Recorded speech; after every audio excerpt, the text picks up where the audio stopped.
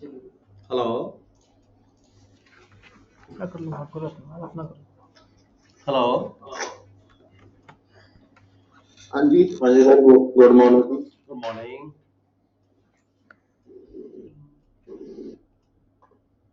Good morning sir. Good morning. Good morning. Problem आ गई sir. थोड़ी सी दिक्कत सी सिस्टम ਦੇ ਵਿੱਚ ਕੋਈ ਗੱਲ ਨਹੀਂ, ਕੋਈ ਆਲਟਰਨੇਟਿਵ ਤਰੀਕਾ ਅਪਣਾਇਆ ਹੈਗਾ। Let us start. Good morning everybody. ਅੱਜ ਅਸੀਂ ਪੜਨ ਜਾ ਰਹੇ ਹਾਂ ਨੈਪਸੀ ਦਾ examination paper number 4, paper number 4 2018 2019 ਫਰਵਰੀ 2019।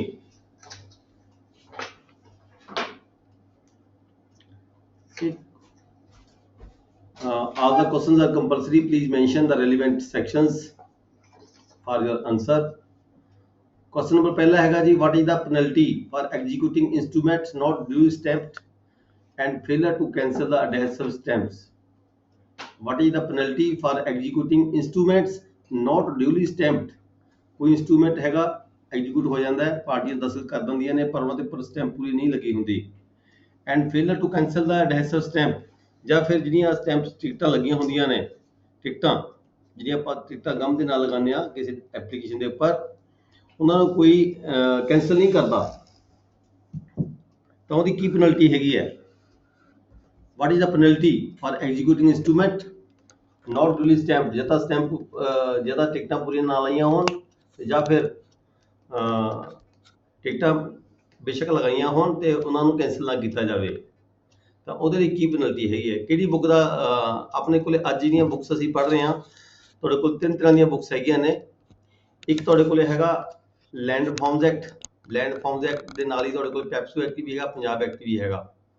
Punjab act 53, Punjab security of land tenure act 53 ਤੇ ਪੰਜਾਬ ਦੇ ਐਕਟ ਤੋਂ ਬਾਅਦ ਬਣਿਆ ਸੀ ਪੈਪਸੂ ਦਾ act, PEPSU tenancy and agriculture land act 55 ਤੇ ਫਿਰ ਇਹ ਦੋਨੋਂ ਐਕਟ ਰਿਪੀਲ ਹੋਣ ਤੋਂ ਬਾਅਦ ਲੈਂਡ ਰਿਫਾਰਮਸ ਐਕਟ ਬਣਿਆ 1972। ਤਿੰਨ ਬੁੱਕਸਾਂ ਤੁਹਾਡੀਆਂ ਇਹਦੇ ਨਾਲ ਰੈਲੀਵੈਂਟ ਹੈਗੀਆਂ ਨੇ। PEPSU act 1953, sorry Punjab act 1953, PEPSU act 1955, then land reforms act 1972। ਤਿੰਨ ਬੁੱਕਸ ਤੁਹਾਡੀਆਂ ਇਹ ਹੈਗੀਆਂ ਨੇ, ਇੱਕ ਸੈੱਟ ਤੁਹਾਡਾ ਹੈਗਾ ਇਹ ਬੁੱਕਸ ਦਾ, ਠੀਕ ਹੈ ਜੀ। ਤੇ ਦੂਸਰਾ ਹੈਗਾ ਤੁਹਾਡਾ ਰਜਿਸਟ੍ਰੇਸ਼ਨ ਦੇ ਨਾਲ ਸੰਬੰਧਿਤ ਰਜਿਸਟ੍ਰੇਸ਼ਨ ਐਕਟ ਤੇ ਰਜਿਸਟ੍ਰੇਸ਼ਨ ਮੈਨੂਅਲ। ਬੇਸ਼ੱਕ ਤੁਹਾਡੇ ਸਬਜੈਕਟ ਦੇ ਵਿੱਚ ਰਜਿਸਟ੍ਰੇਸ਼ਨ ਐਕਟ ਨਹੀਂ ਹੈਗਾ ਪਰ ਤੁਸੀਂ ਨਾਲ ਲੈ ਕੇ ਜਾਇਓ, ਰਜਿਸਟ੍ਰੇਸ਼ਨ ਐਕਟ ਦੀ ਬੁੱਕ ਵੀ ਤੁਸੀਂ ਨਾਲ ਲੈ ਕੇ ਜਾਣੀ ਹੈ, ਠੀਕ ਹੈ ਜੀ। ਤੀਸਰਾ ਸਬਜੈਕਟ ਤੁਹਾਡਾ ਹੈਗਾ settlement, sorry stamp act. Stamp act ਵੀ ਤੁਹਾਡੇ ਸਿਲੇਬਸ ਦੇ ਵਿੱਚ ਨਹੀਂ ਹੈਗਾ ਪਰ ਸਟੈਂਪ ਐਕਟ ਵੀ ਤੁਸੀਂ ਨਾਲ ਲੈ ਕੇ ਜਾਣਾ ਹੈ। ਸਟੈਂਪ ਐਕਟ ਵੀ ਹੈਗਾ ਤੇ ਸਟੈਂਪ ਮੈਨੂਅਲ ਵੀ ਹੈਗਾ, ਠੀਕ ਹੈ ਜੀ।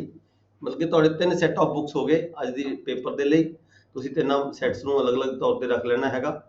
ਰਜਿਸਟ੍ਰੇਸ਼ਨ ਦੀਆਂ ਬੁੱਕਸ ਨੂੰ ਵੱਖਰੇ ਤੌਰ ਤੇ ਰੱਖ ਲੈਣਾ, ਸਟੈਂਪ ਐਕਟ ਦੀਆਂ ਬੁੱਕਸ ਨੂੰ ਵੱਖਰੇ ਤੌਰ ਤੇ ਰੱਖ ਲੈਣਾ ਤੇ ਜਿਹੜਾ ਲੈਂਡ ਰਿਫਾਰਮਸ ਐਕਟ ਹੈ, ਪੈਪਸੂ ਐਕਟ ਹੈ ਤੇ ਪੰਜਾਬ ਐਕਟ ਹੈ, ਤਿੰਨ ਬੁੱਕਸ ਇਹ ਹੈਗੀਆਂ ਨੇ, ਇਹਨਾਂ ਨੂੰ ਅਲੱਗ-ਅਲੱਗ ਕਰ ਲੈਣਾ, ਠੀਕ ਹੈ ਜੀ। ਹੁਣ ਅਸੀਂ ਸਟਾਰਟ ਕਰਨ ਲੱਗੇ ਹਾਂ ਪਹਿਲਾ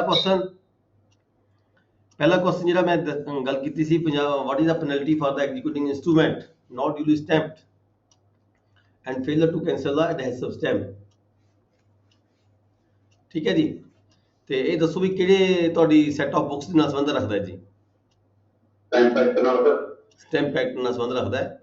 ਸਟੈਂਪ ਐਕਟ 1899 ਜੀ। हाँ जी, स्टैंप एक्ट में संबंध रखता है तो ठीक है।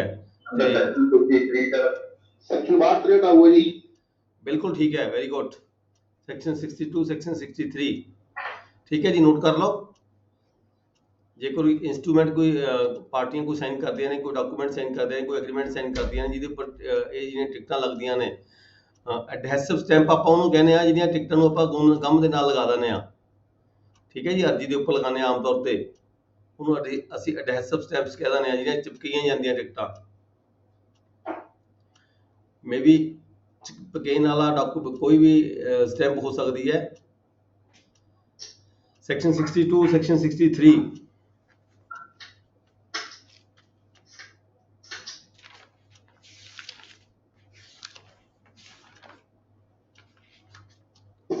ਨੋਟ ਕਰ ਲਓ ਜੀ। Section 60 stamp act, criminal offences and procedure, ਇਹ ਚੈਪਟਰ ਨੰਬਰ 8 ਹੈ 7 ਹੈਗਾ ਤੁਹਾਡਾ। ਇੰਡੀਅਨ ਸਟੈਂਪ ਐਕਟ ਦਾ ਦੇਖੋ ਹੁਣ ਤੁਹਾਡੇ ਇਹ ਸਿਲੇਬਸ ਦੇ ਵਿੱਚ ਨਹੀਂ ਹੈਗਾ, ਪਰ ਆਪਾਂ ਸਾਰਿਆਂ ਨੇ ਫਿਰ ਵੀ ਪੜ੍ਹਿਆ ਇਹ। ਪਹਿਲਾ ਕੁਐਸਚਨ ਹੀ ਤੁਹਾਡਾ ਸਟੈਂਪ ਐਕਟ ਦੇ ਵਿੱਚ ਪਿਆ ਹੈਗਾ, ਠੀਕ ਹੈ। ਸਰ ਜਿਹੜਾ ਪਹਿਲਾ ਕੁਐਸਚਨ ਹੈ ਸਾਡੇ ਤੇ ਇੱਥੇ 62 ਤੇ ਹੈਗਾ ਰਜਿਸਟ੍ਰੇਸ਼ਨ ਅਫਸਰ ਤੇ ਅਣਜਾਣ ਭਾਸ਼ਾ ਵਾਲੇ ਸਟੈਂਪ ਐਕਟ ਕੱਢੋ, ਤੁਸੀਂ ਰਜਿਸਟ੍ਰੇਸ਼ਨ ਐਕਟ ਕੱਢਿਆ ਹੈ। ਤੁਸੀਂ ਸਟੈਂਪ ਐਕਟ ਨਿਕਾਲੋ ਜੀ, ਸਟੈਂਪ ਐਕਟ। ਠੀਕ ਹੈ ਠੀਕ।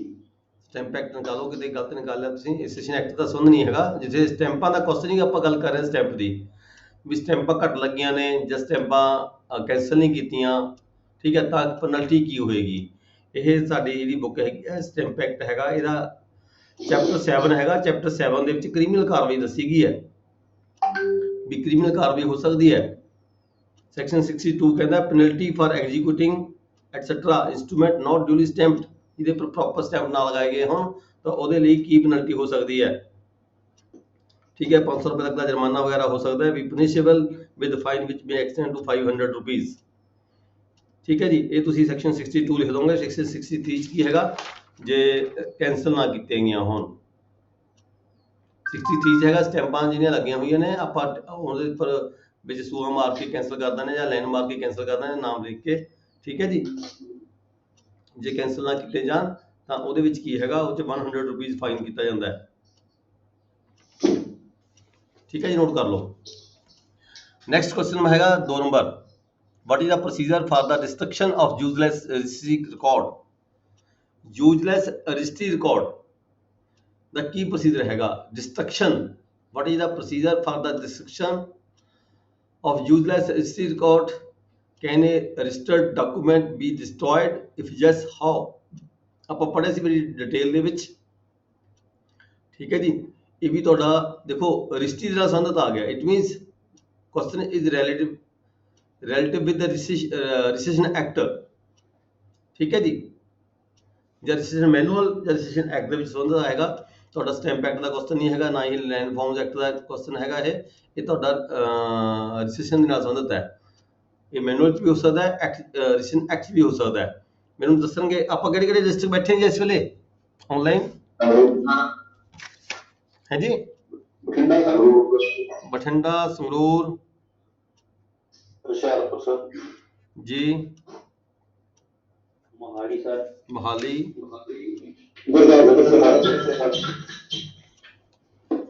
ਗੁਰਦਾਸਪੁਰ, ਦੈਨ ਅੱਗੇ ਹੈ ਜੀ, ਅੰਮ੍ਰਿਤਸਰ, ਜਲੰਧਰ, ਪਟਿਆਲਾ, ਰਾਜਕੁਮਾਰ ਬੈਠੇ ਪਟਿਆਲਾ। हाँ राजकुमार ठीक है, ठीक है राजकुमार ठीक है। कमलजीत कौर किहड़े डिस्ट्रिक्ट ਤੋਂ ਬੈਠੇ ਨੇ?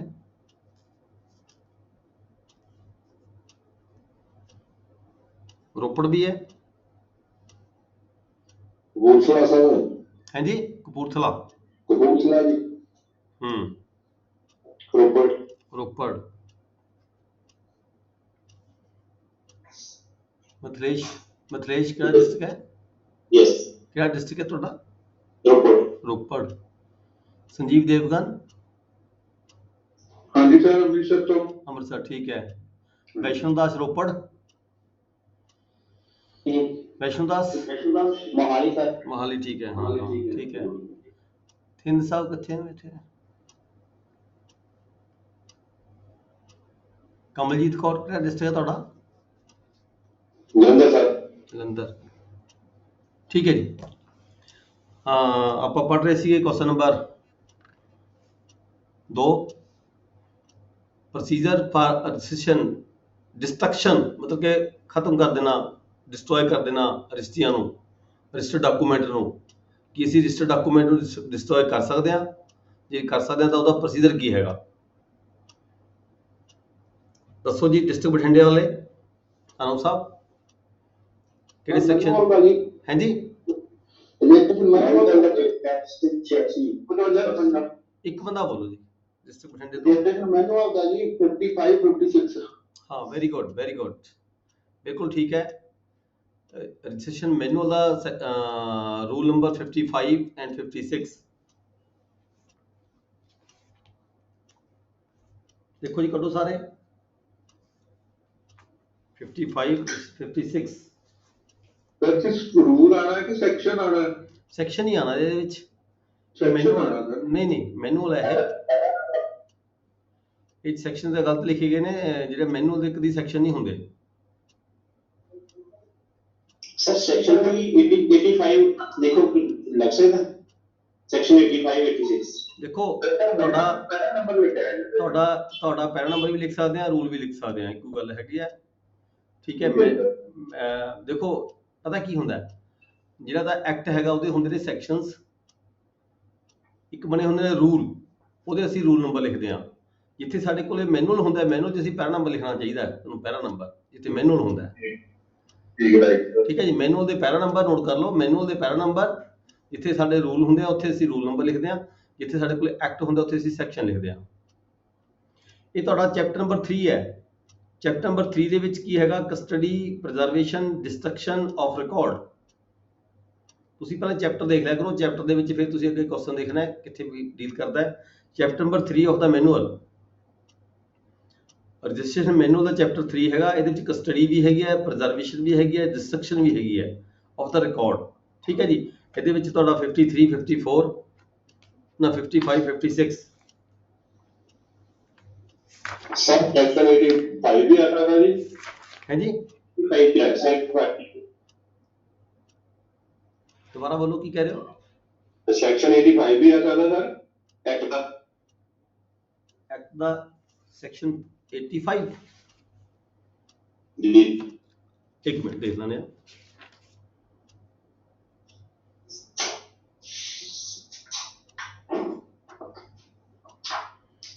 Destruction of unclaimed document 85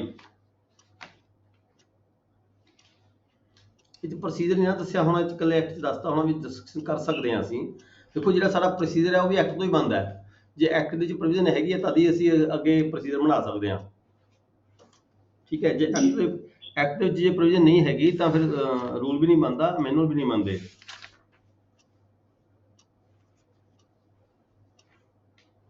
act ਦੇ ਵਿੱਚ destruction of the unclaimed document other than wills remaining unclaimed in any office for a period exceeding 2 years may be destroyed।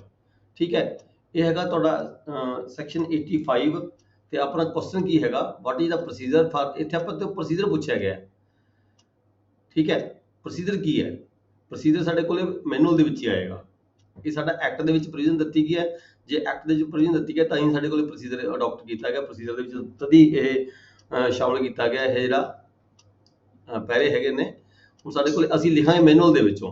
ਬੇਸ਼ੱਕ ਤੁਸੀਂ ਮੈਨੂਅਲ ਦਾ ਕਿਹੜਾ ਨੰਬਰ ਹੈ ਜੀ? ਮੈਨੂਅਲ ਦਾ 55 56 ਬੇਸ਼ੱਕ ਤੁਸੀਂ ਹਵਾਲਾ ਦੇ ਸਕਦੇ ਹੋ ਇੱਥੇ ਸੈਕਸ਼ਨ ਦਾ ਹਵਾਲਾ ਦੇ ਕੇ ਪ੍ਰੋਸੀਜਰ ਤੁਸੀਂ 55 56 ਚੋਂ ਲਿਖੋਗੇ।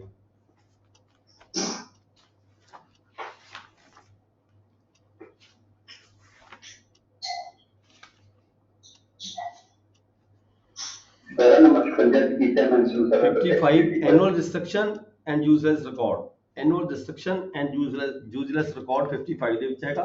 56 ਦੇ ਵਿੱਚ ਹੈਗਾ destruction of registered documents।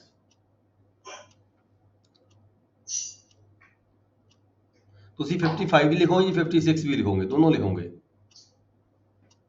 ਠੀਕ ਹੈ ਜੀ।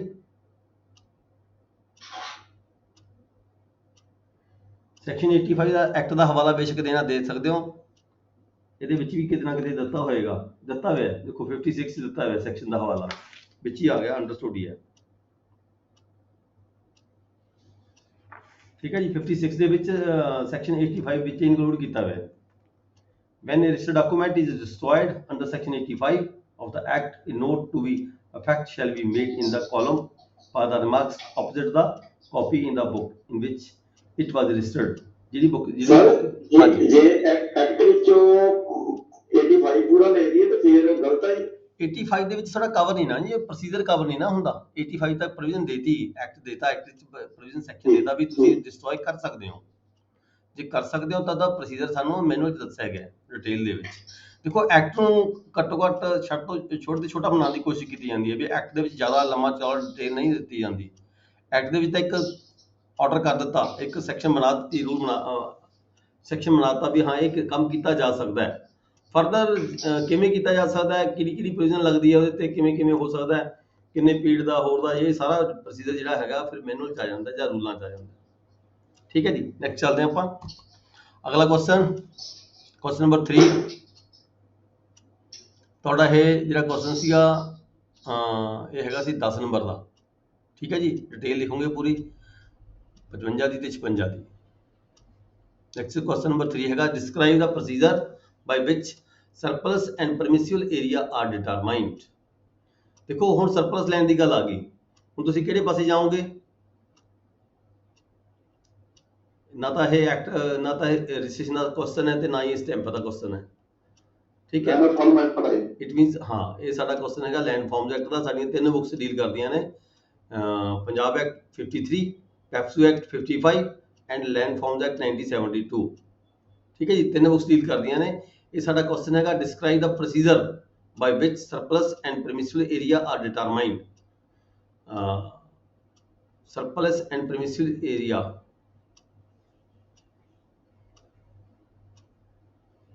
चार नंबर। ਦੇਖੋ ਇੱਥੇ ਇੱਕ ਥੋੜਾ ਧਿਆਨ ਨਾਲ ਸੁਣਨ ਵਾਲੀ ਗੱਲ ਹੈ। ਇੱਥੇ ਤੁਹਾਡੇ ਕੋਲੇ ਨਾ ਤਾਂ ਪੈਪਸੂ ਐਕਟ ਦੀ ਗੱਲ ਕੀਤੀ ਹੈ, ਨਾ ਹੀ ਪੰਜਾਬ ਐਕਟ ਦੀ ਗੱਲ ਕੀਤੀ ਹੈ। ਠੀਕ ਹੈ, ਇਸ ਕਰਕੇ ਜੇ ਕਿਤੇ ਸਪੈਸ਼ਲ ਤੌਰ ਤੇ ਤੁਹਾਡੇ ਕੋਲੇ ਪੈਪਸੂ ਐਕਟ ਦੀ ਗੱਲ ਕੀਤੀ ਜਾਂਦੀ ਹੈ ਕੁਐਸਚਨ ਚੋਂ, ਤਾਂ ਤੁਸੀਂ ਪੈਪਸੂ ਐਕਟ ਦੇ ਵਿੱਚ ਜਾਣਾ ਹੈ। ਜੇ ਪੰਜਾਬ ਐਕਟ ਦੀ ਗੱਲ ਕੀਤੀ ਜਾਂਦੀ ਹੈ ਤਾਂ ਤੁਸੀਂ ਜਿਹੜਾ ਹੈਗਾ 53 ਦੇ ਪੰਜਾਬ ਐਕਟ ਵਿੱਚ ਜਾਣਾ ਹੈ। ਹੁਣ ਇੱਥੇ ਨਾ ਤਾਂ ਪੈਪਸੂ ਐਕਟ ਦੀ ਗੱਲ ਕੀਤੀ ਹੈ ਤੇ ਨਾ ਹੀ ਪੰਜਾਬ ਐਕਟ ਦੀ ਗੱਲ ਕੀਤੀ ਹੈ। ਇੱਥੇ ਤੁਹਾਡੇ ਤੋਂ ਡਾਇਰੈਕਟਲੀ ਕੁਐਸਚਨ ਪੁੱਛਿਆ ਹੈਗਾ ਵੀ ਪਰਮਿਸਿਬਲ ਏਰੀਆ ਤੇ ਜਿਹੜਾ ਸਰਪਲਸ ਏਰੀਆ, ਠੀਕ ਹੈ, ਇਹਨੂੰ ਡਿਟਰਮਿਨ ਕਿਵੇਂ ਕੀਤਾ ਜਾਂਦਾ ਹੈ, ਇਹਦਾ ਪ੍ਰੋਸੀਜਰ ਕੀ ਹੈ। It means land forms act 'ਚ ਅਸੀਂ ਜਾਣਾ ਹੈ। ਸਿੰਪਲ ਜੀ ਗੱਲ ਹੈਗੀ, ਅਸੀਂ ਲੈਂਡ ਫਾਰਮਸ ਐਕਟ 'ਚ ਜਾਵਾਂਗੇ।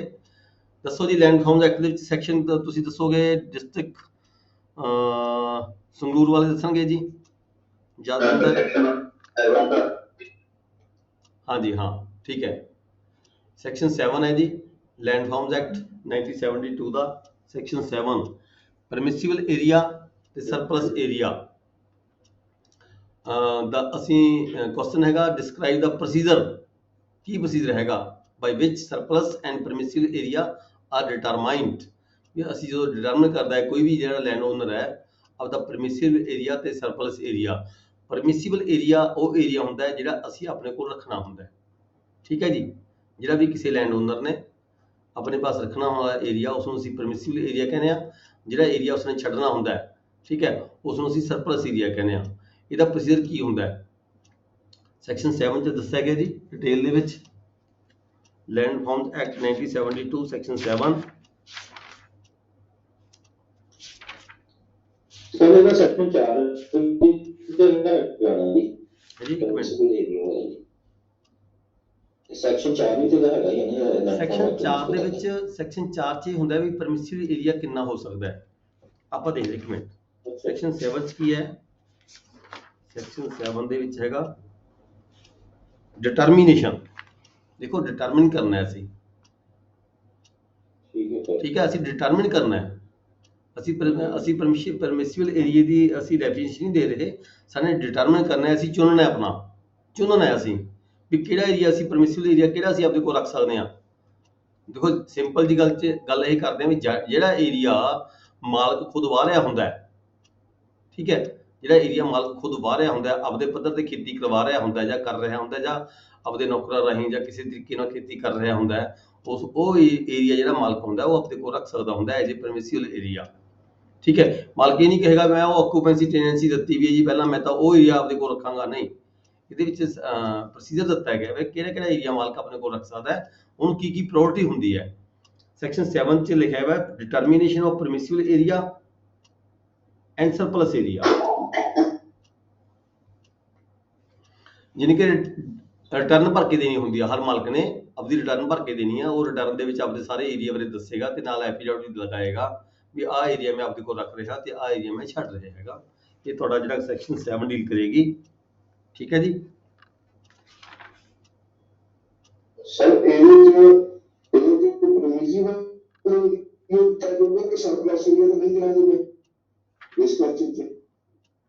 Termination of permissible and surplus area. ਦੇਖੋ ਜਿਹੜਾ ਪਰਮਿਸਿਬਲ ਏਰੀਆ ਰੱਖ ਲਿਆ ਉਸਨੇ ਉਹ ਤਾਂ ਉਹਦੇ ਕੋਲ ਰਹਿ ਗਿਆ, ਬਾਕੀ ਏਰੀਆ ਛੱਡ ਦਿੱਤਾ ਉਹ ਸਾਰਾ ਸਰਪਲਸ ਏਰੀਆ ਹੋ ਗਿਆ। ਜਿਹੜਾ ਪਰਮਿਸਿਬਲ ਏਰੀਆ ਉਹਨੂੰ ਰੱਖਣਾ ਚਾਹੁੰਦਾ ਹੈ ਉਹ ਉਹਨੇ ਰੱਖ ਲਿਆ ਆਪਣੇ ਕੋਲੇ, ਜਿਹੜਾ ਛੱਡਣਾ ਚਾਹੁੰਦਾ ਸੀ ਬਾਕੀ ਛੱਡ ਦਿੱਤਾ, ਉਹ ਦੋਨੋਂ ਆ ਗਏ ਇਹਦੇ ਵਿੱਚ ਕਵਰ ਹੋ ਗਏ ਕੁਐਸਚਨ ਨੰਬਰ 3 ਦੇ ਵਿੱਚ। ਠੀਕ ਹੈ ਜੀ, ਕਿਸ ਦਾ ਕੋਈ ਡਾਊਟ ਕਿਸੇ ਨੂੰ ਹੋਵੇ?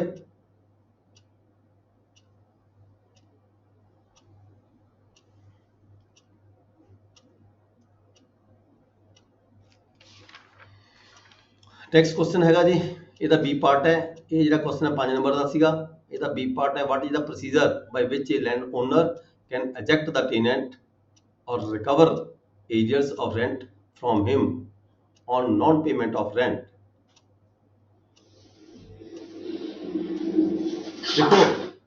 देखो what is the procedure by which a landowner can eject a tenant? ਜਿਹੜਾ ਲੈਂਡ ਓਨਰ ਹੈ ਕਿਸੇ ਟੈਨੈਂਟ ਨੂੰ eject ਕਦੋਂ ਕਰ ਸਕਦਾ ਹੈ, ਕੀ ਪ੍ਰੋਸੀਜਰ ਉਹਦਾ ਹੈਗਾ, or recover arrears of rent from him on non payment of rent, ਜੋ ਪੇਮੈਂਟ ਉਹਨੂੰ ਨਹੀਂ ਦਿੰਦਾ ਤਾਂ ਉਹਦੀ ਪੇਮੈਂਟ ਕਿਵੇਂ ਲਈ ਜਾ ਸਕਦੀ ਹੈ। ਤੁਸੀਂ ਦੱਸਣਗੇ ਜੀ ਡਿਸਟ੍ਰਿਕਟ ਮੋਹਾਲੀ ਵਾਲੇ ਕਿਹੜੀ, ਪਹਿਲਾਂ ਤਾਂ ਇਹ ਦੱਸਣਾ ਮੈਨੂੰ ਕਿਹੜੇ ਇਹ ਸੈੱਟ ਆਫ ਬੁੱਕਸ ਦੇ ਵਿੱਚ ਕੁਐਸਚਨ ਡੀਲ ਕਰਾਂਗੇ ਆਪਾਂ, ਕਿਹੜੇ ਪਾਸੇ ਜਾਵਾਂਗੇ, whether we have to go registration act ਜਾਵਾਂਗੇ ਜਾਂ ਮੈਨੂਅਲ ਸਟੈਂਪ ਮੈਨੂਅਲ ਜਾਵਾਂਗੇ ਜਾਂ ਦੂਜੇ ਇਹ ਜਾਵਾਂਗੇ। ਸਰ 1953 ਜਾਵਾਂਗੇ। ਹਾਂ ਠੀਕ ਹੈ 1953 ਜਾਵਾਂਗੇ ਸਰ, ਬਿਲਕੁਲ 14 ਏ ਜਾਏਗਾ ਸਰ, 14 ਏ ਬਿਲਕੁਲ ਠੀਕ ਹੈ, ਕਿਉਂਕਿ ਜਿਹੜਾ ਸਾਡਾ ਇਹ ਅਸਲ ਚ ਕੁਐਸਚਨ ਇਹ ਲੈਂਡਲੌਰਡ ਤੇ ਟੈਨੈਂਟ ਦਾ ਕੁਐਸਚਨ ਹੈ। ਠੀਕ ਹੈ, ਇਹ ਜਿਹੜੇ ਬੁੱਕਸ ਹੈਗੀਆਂ ਨੇ ਦੋਨੋਂ ਟੈਨੈਂਸੀ ਐਕਟ ਤੇ ਪੈਪਸੂ ਐਕਟ, ਇਹ ਅੱਜ ਦੀ ਡੇਟ ਦੇ ਵਿੱਚ ਇਹ ਰਿਮਿਟ ਹੋ ਚੁੱਕੇ ਨੇ। ਠੀਕ ਹੈ, ਪਰ ਅੱਜ ਦੀ ਡੇਟ ਦੇ ਜਿਹੜਾ ਸਾਡਾ ਐਕਟ ਚੱਲ ਰਿਹਾ ਉਹ 8087 ਚੱਲ ਰਿਹਾ ਹੈ ਟੈਨੈਂਸੀ ਐਕਟ ਦਾ, ਪਰ ਕਿਉਂਕਿ ਸਾਡੇ ਕੋਲ ਟੈਨੈਂਸੀ ਐਕਟ ਦੇ ਵਿੱਚ ਅੱਜ ਸਿਲੇਬਸ 'ਚ ਨਹੀਂ ਹੈਗਾ। ਠੀਕ ਹੈ, ਸਾਡੇ ਸਿਲੇਬਸ 'ਚ ਹੈਗੇ ਨੇ ਇਹ ਪੰਜਾਬ ਐਕਟ ਤੇ ਪੈਪਸੂ ਐਕਟ ਹੈਗੇ ਨੇ, ਇਸ ਕਰਕੇ ਅਸੀਂ ਜਾਵਾਂਗੇ ਪੰਜਾਬ ਐਕਟ ਦੇ ਵਿੱਚ। ਪੰਜਾਬ ਐਕਟ ਦੇ ਵਿੱਚ ਇਕੱਲਾ ਲੈਂਡ ਰਿਫਾਰਮ ਦੀ ਗੱਲ ਨਹੀਂ ਸੀ ਕੀਤੀ ਗਈ, ਪੰਜਾਬ ਐਕਟ ਤੇ ਪੈਪਸੂ ਐਕਟ ਦੇ ਵਿੱਚ ਲੈਂਡ ਰਿਫਾਰਮ ਦੀ ਗੱਲ ਨਹੀਂ ਸੀ ਕੀਤੀ ਗਈ। ਜਿਹੜਾ 1972 ਦਾ ਜਿਹੜਾ ਐਕਟ ਹੈ ਇਹ 'ਚ ਇਕੱਲੀ ਲੈਂਡ ਰਿਫਾਰਮ ਐਕਟ ਦੀ ਗੱਲ ਕੀਤੀ ਗਈ ਹੈ ਵੀ ਕੋਈ ਜ਼ਮੀਨ ਸਰਪਲਸ ਨਿਕਲੀਆਂ ਤਾਂ ਕਿਵੇਂ ਨਿਕਲੀਆਂ, ਕਿੰਨੀ ਨਿਕਲੀਆਂ, ਕਿਸ ਤਰ੍ਹਾਂ ਨਿਕਲਣੀ ਹੈ। ਠੀਕ ਹੈ, ਪਰ ਜਿਹੜੇ ਸਾਡੇ ਪੈਪਸੂ ਐਕਟ ਤੇ ਪੰਜਾਬ ਐਕਟ ਸੀਗੇ ਇਹਦੇ ਵਿੱਚ ਨਾਲ ਟੈਨੈਂਟਾਂ ਦੀ ਗੱਲ ਵੀ ਕੀਤੀ ਸੀ, ਲੈਂਡਲੌਰਡ ਤੇ ਟੈਨੈਂਟ ਦੇ ਜਿਹੜੇ ਡਿਸਪਿਊਟ ਸੀਗੇ, ਜਿਹੜੇ ਸਾਡੇ ਹੁਣ ਟੈਨੈਂਸੀ ਐਕਟ ਵਿੱਚ ਅਸੀਂ ਡੀਲ ਕਰਦੇ ਹਾਂ। ਠੀਕ ਹੈ, ਉਹਦੇ ਵਿੱਚ ਉਹਨਾਂ ਦੀ ਗੱਲ ਵੀ ਕੀਤੀ ਗਈ ਨਾਲ, ਲੈਂਡਲੌਰਡ ਤੇ ਟੈਨੈਂਟ ਦੇ ਜਿਹੜੇ ਡਿਸਪਿਊਟ ਸੀਗੇ ਉਹਨਾਂ ਦੀ ਗੱਲ ਵੀ ਨਾਲ ਕੀਤੀ ਗਈ ਹੈ ਪੰਜਾਬ ਐਕਟ ਤੇ ਪੈਪਸੂ ਐਕਟ ਦੇ ਵਿੱਚ। ਇਹ ਸਾਡਾ ਪੰਜਾਬ ਐਕਟ ਦਾ ਜਿਹੜਾ ਕੁਐਸਚਨ ਹੈ ਸੈਕਸ਼ਨ 14A ਹੈਗਾ। ਠੀਕ ਹੈ ਜੀ, ਸੈਕਸ਼ਨ 14A ਪੰਜਾਬ ਐਕਟ ਦੇ ਵਿੱਚ ਨੋਟ ਕਰ ਲਓ ਜੀ। Punjab security of land tenure act 53, Punjab security of land tenure act 53 section 14A।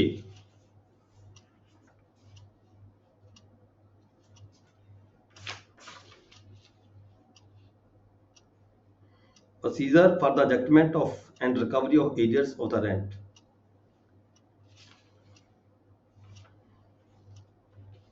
ठीक है जी, नोट कर लिया जी। आगे चलते हैं question number 4, enlist the books which are to be kept in office of the registrar and sub registrar, mention the instructions about certain documents which are to be registered in these books।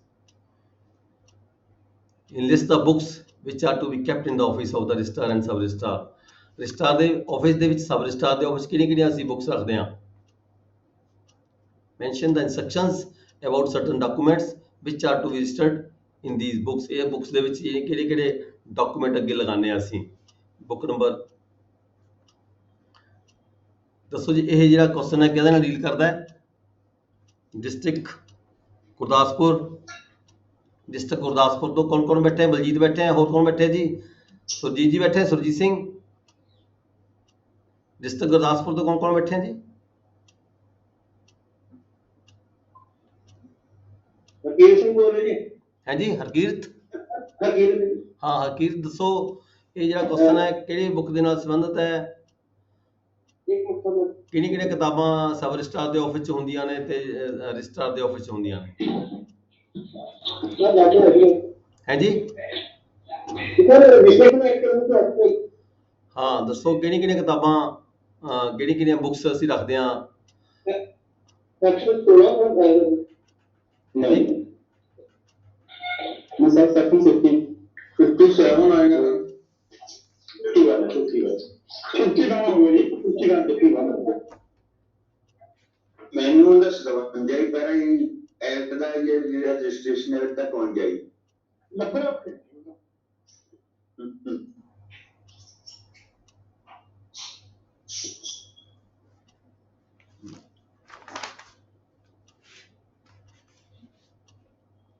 ਇਹ ਤਾਂ ਬਹੁਤ ਵਾਰੀ ਪੜ੍ਹਿਆ ਆਪਾਂ ਨੇ ਇਹ question. ਕਿਹੜੀਆਂ books ਅਸੀਂ ਰੱਖਦੇ ਹਾਂ? Book number 1, book number 2, book number 3, book number 4, 5, 6 ਹੈ ਜੀ।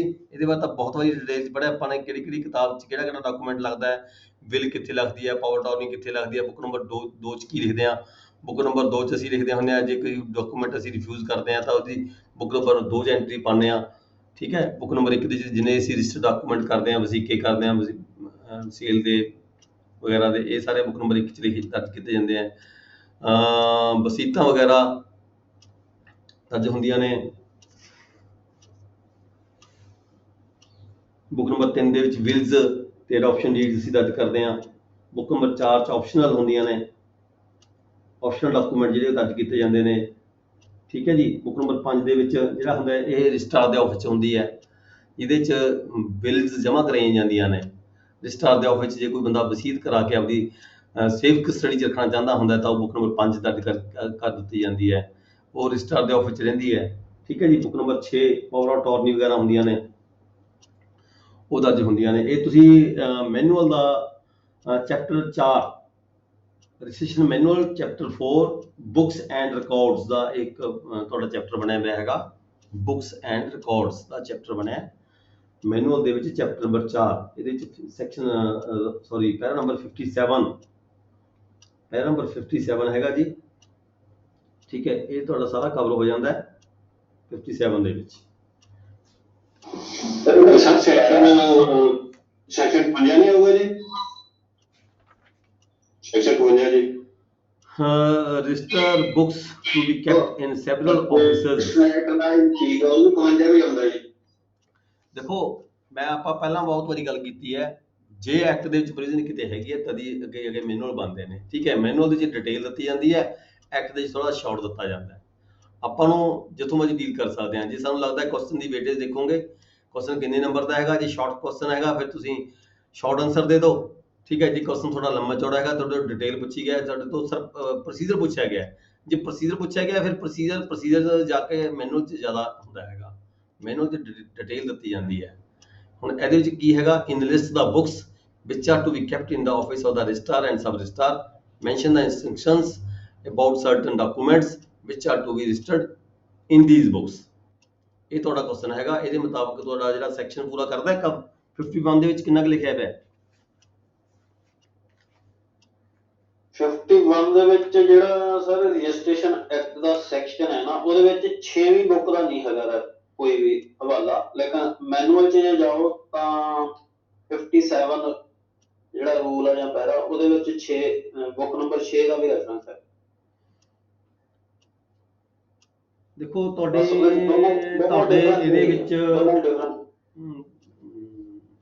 ਆਲਮੋਸਟ ਇਕੁਅਲ ਲੱਗਦਾ ਹੈ, ਬਰਾਬਰ ਦੀ ਲੱਗਦਾ ਹੈ, ਥੋੜਾ ਜਿਹਾ ਫਰਕ ਹੈ। ਇਹੀ ਬੁੱਕ ਨੰਬਰ 6 ਦੀ ਗੱਲ ਕੀਤੀ ਹੈ, ਇਹ ਨਹੀਂ ਇਹਦੇ ਵਿੱਚ ਹੈਗਾ, ਸੈਕਸ਼ਨ ਦੇ ਵਿੱਚ ਹੈ ਨਹੀਂ ਗਿਆ, ਠੀਕ ਹੈ।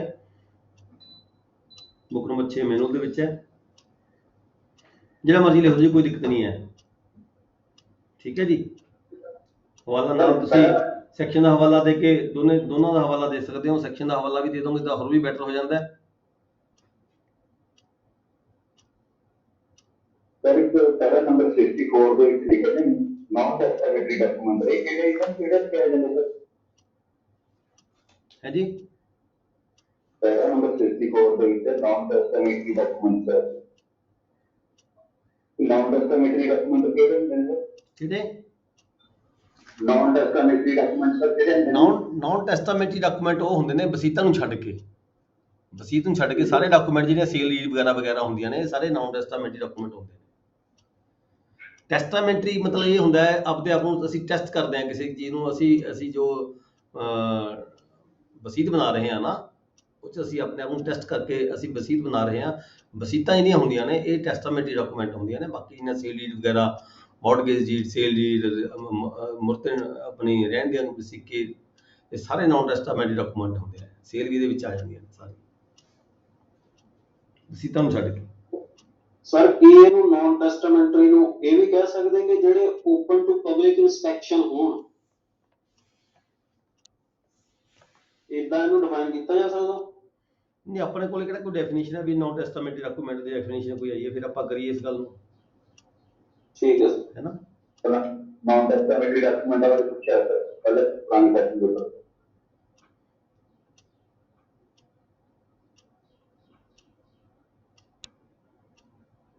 ਜਿਹੜੇ ਬੁੱਕ ਨੰਬਰ 3 'ਚ ਦਰਜ ਹੁੰਦੇ ਡਾਕੂਮੈਂਟ, ਅਡਾਪਸ਼ਨ ਡੀਡਸ ਹੁੰਦੀਆਂ ਨੇ ਤੇ ਬਿਲਸ ਹੁੰਦੀਆਂ ਨੇ, ਇਹਨਾਂ ਨੂੰ ਛੱਡ ਕੇ ਬਾਕੀ ਡਾਕੂਮੈਂਟ ਸਾਰੇ ਨਾਨ ਟੈਸਟਾਮੈਂਟ ਡਾਕੂਮੈਂਟ ਹੁੰਦੇ। ਤੁਸੀਂ ਲਿਖ ਸਕਦੇ ਹੋ ਬਸ। ਹਾਂ, ਬੁੱਕ ਨੰਬਰ 3 ਠੀਕ ਹੈ ਜੀ। ਇਹ ਤੁਸੀਂ ਕੁਐਸਚਨ ਜਿੱਥੋਂ ਮਰਜ਼ੀ ਕਰ ਦਿਓ ਜੀ, ਦੋਹਾਂ 'ਚੋਂ ਦੋਹੇ ਠੀਕ ਨੇ, ਦੋਨੇ ਰੈਲੀਵੈਂਟ ਨੇ।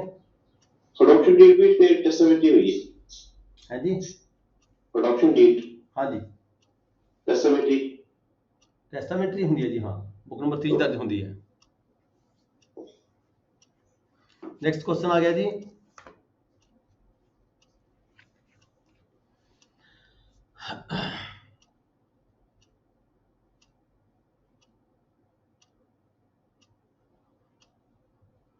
क्वेश्चन नंबर 5,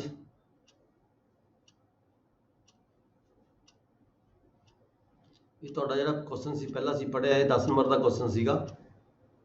ਠੀਕ ਹੈ, ਇਹਦੇ ਵਿੱਚ ਤੁਸੀਂ ਸੈਕਸ਼ਨ ਦੋਨਾਂ ਸੈਕਸ਼ਨ ਦਾ ਹਵਾਲਾ ਵੀ ਦੇ ਦਿਓ, ਨਾਲ ਜ਼ਿਆਦਾ ਵੇਟੇਜ ਹੋ ਜਾਂਦੀ ਹੈ। ਐਕਟ ਦਾ ਹਵਾਲਾ ਸੈਕਸ਼ਨ 51 ਦੇ ਵਿੱਚ ਵੀ ਲਿਖਿਆ ਹੋਇਆ ਇਹ ਕੁਛ, ਇਹਦਾ ਹਵਾਲਾ ਵੀ ਨਾਲ ਦੇ ਦੇਣਾ ਜਦੋਂ ਤੁਸੀਂ ਆਨਸਰ ਦੇਣਾ, ਤੇ ਨਾਲ ਹੀ ਪੈਰਾ 57 ਦਾ ਹਵਾਲਾ ਦੇ ਦੇਣਾ। ਦੋਨੋਂ ਚੀਜ਼ਾਂ ਵਿੱਚ ਰੈਫਰ ਕਰ ਦੇਣਾ ਜੀ।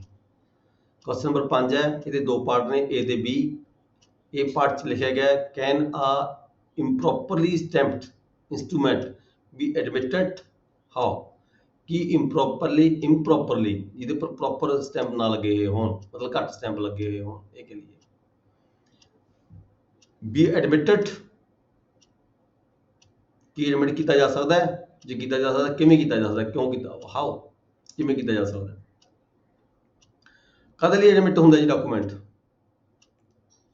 ਮੈਨੂੰ ਦੱਸੋਗੇ। District Amritsar. Sir stamp act ਦਾ 1899 ਆਏਗਾ 37 ਨੰਬਰ।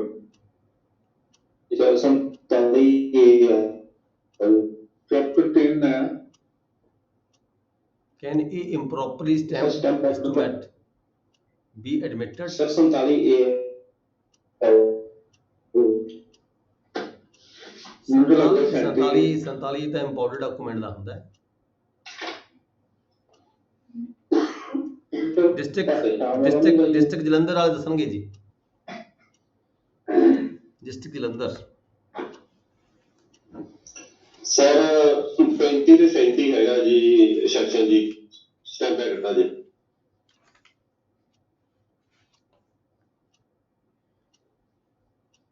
ਡਿਸਟ੍ਰਿਕਟ ਪਟਿਆਲਾ ਜੀ। Can an improperly stamped instrument be admitted and how?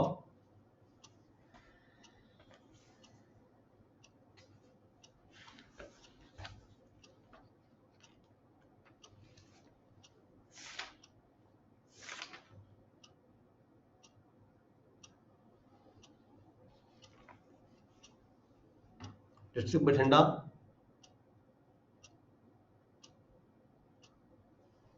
ਦਾ 37 ਹੈ sir.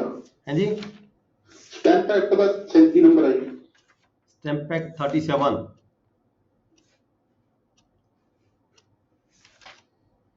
Admission of improperly stamped instrument। बिल्कुल ठीक है।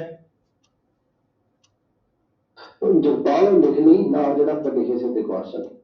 Admission of improperly stamped instrument.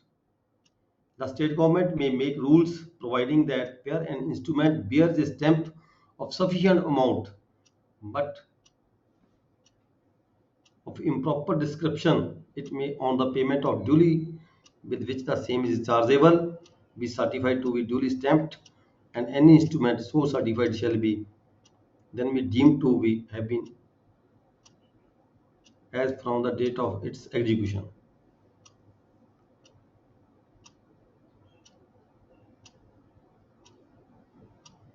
ਕੀ ਸਮਝਦੇ ਆਪਾਂ ਇਸ ਦਾ ਕੁਐਸਚਨ ਦਾ ਮਤਲਬ ਕੀ ਹੈਗਾ? ਇੰਪਰੋਪਰਲੀ ਕਿਹਾ ਹੈ, ਅਪਰੋਪਰੀਏਸ਼ਨ ਸਹੀ ਨਹੀਂ ਕੀਤੀ ਇਹਦੀ, ਤੇ ਕੋਈ ਸਟਾਂਪ ਜਿਹੜਾ ਜਿੱਦਾਂ ਜਿੱਦਾਂ ਵੰਡ ਕੀਤੀ ਗਈ ਸੀ ਸਟਾਂਪ ਦੀ ਉਦਾਂ ਨਹੀਂ ਲੱਗਾ, ਪਰ ਗਵਰਨਮੈਂਟ ਨੂੰ ਪੂਰਾ ਮਿਲ ਗਿਆ, ਪੈਸਾ ਪੂਰਾ ਮਿਲ ਗਿਆ। ਹਾਂ ਇੰਪਰੋਪਰਲੀ ਲੱਗੀਆਂ ਨੇ, ਪ੍ਰੋਪਰਲੀ ਨਹੀਂ ਲੱਗੀਆਂ, ਇੰਪਰੋਪਰਲੀ ਲੱਗੀਆਂ, ਬਸ ਸਟੈਂਪਸ ਪੂਰੀਆਂ ਲੱਗੀਆਂ ਨੇ। ਅਪਰੋਪਰੀਏਸ਼ਨ ਸਹੀ ਨਹੀਂ ਹੋਈ ਉਹਦੀ, ਡਿਵੀਜ਼ਨ ਗਲਤ ਕਰਤੀ ਪਰ ਪੈਸੇ ਪੂਰੇ ਲਾਤੇ। ਬਿਲਕੁਲ ਠੀਕ ਹੈ, ਮਤਲਬ ਕਿ ਜੇਕਰ ਟਿਕਟਾਂ ਗਲਤ ਲੱਗ ਜਾਣ, ਇਹ ਕਿਹਾ ਇਹਦੇ ਵਿੱਚ ਵੀ ਟਿਕਟਾਂ ਗਲਤ ਲੱਗ ਗਈਆਂ, ਪਰ ਟਿਕਟਾਂ ਤਾਂ ਲੱਗੀਆਂ ਹੀ ਗਲਤ ਤਰੀਕੇ ਦੇ ਨਾਲ, ਠੀਕ ਹੈ ਜੀ, ਪਰੰਤੂ ਪੂਰੀਆਂ ਹੋਣਗੀਆਂ ਪੂਰੀਆਂ, ਲੱਗੀਆਂ ਹੋਈਆਂ ਨੇ ਪੂਰੀਆਂ, ਲੱਗੀਆਂ ਹੋਈਆਂ ਨੇ ਗਲਤ ਤਰੀਕੇ ਦੇ ਨਾਲ, ਠੀਕ ਹੈ ਜੀ। ਡਿਊਟੀ ਭਰਨ ਉਪਰੰਤ ਸਹੀ ਸਮਝਿਆ ਜਾਵੇਗਾ।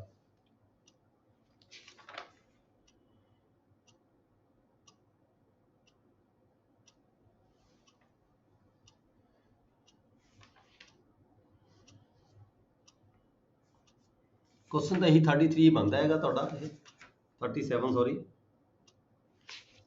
इस तरीके इन्हें क्वेश्चन पूछा है, can a improper stamped instrument be admitted? Admission की गल की गई है।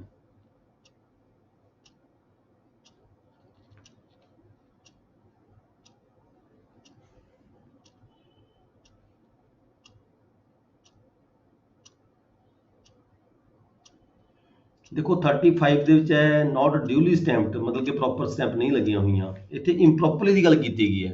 improperly ਤਾਂ ਇਹੀ ਵਰਡ ਸੈਕਸ਼ਨ ਤੁਹਾਡਾ ਹੈਗਾ 37।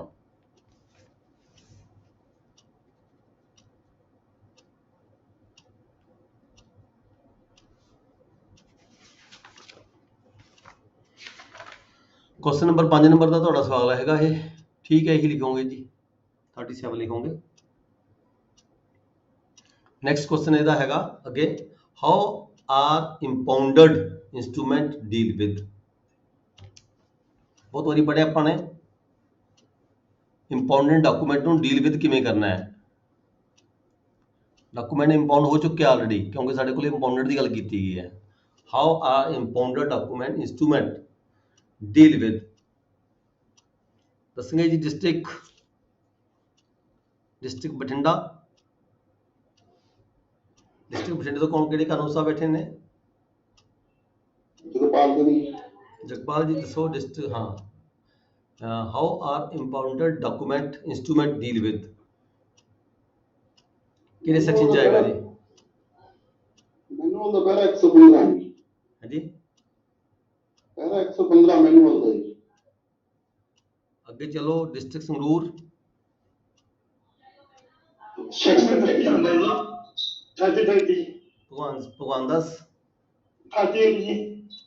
38 ਕਾਹਦਾ ਹਾਂਜੀ, ਕਾਹਦਾ ਜੀ? ਇੰਗਲਿਸ਼ ਸਬਜੈਕਟ ਦਾ ਜੀ। 38 ਹਾਂਜੀ, ਅੰਡਰ ਸੈਕਸ਼ਨ 47 ਜੀ sir. instruments impounded, how deal with? ਹਾਂਜੀ sir, Instruments impounded will, bonded ਤਾਂ ਹੋ ਗਿਆ ਸਰ। क्वेश्चन अपना हैगा, how are impounded instruments deal with? 48 ਆਉ ਸਰ। 38 भी लिखा है, instruments impounded how deal with? 38 ਹੈ ਸਰ। 38 भी ठीक है, बिल्कुल ठीक लगता है ਇੱਥੇ। ਜਿਵੇਂ ਕੁਐਸਚਨ ਕਿਹਾ ਗਿਆ ਹੈ, how are impounded instrument deal with? impounded instrument ਨੂੰ ਕਿਵੇਂ ਡੀਲ ਕਰਨਾ ਹੈ? Instruments impounded how deal with? Where the person impounding an instrument under section 33 has by law or consent of the parties authority to receive evidence and admits such instrument in evidence upon payment of a penalty as provided by section 35 or duly as provided by section 37, he shall send the collector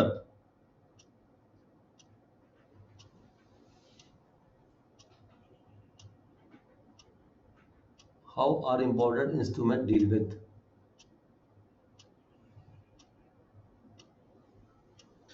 main ਤਾਂ ਫਿਰ ਇਹੀ ਹੈ ਵੀ ਇੱਥੇ ਇਹਨੂੰ collector ਨੂੰ send ਕਰ ਦੇंगे, 47 ਇਹਦੇ ਵਿੱਚ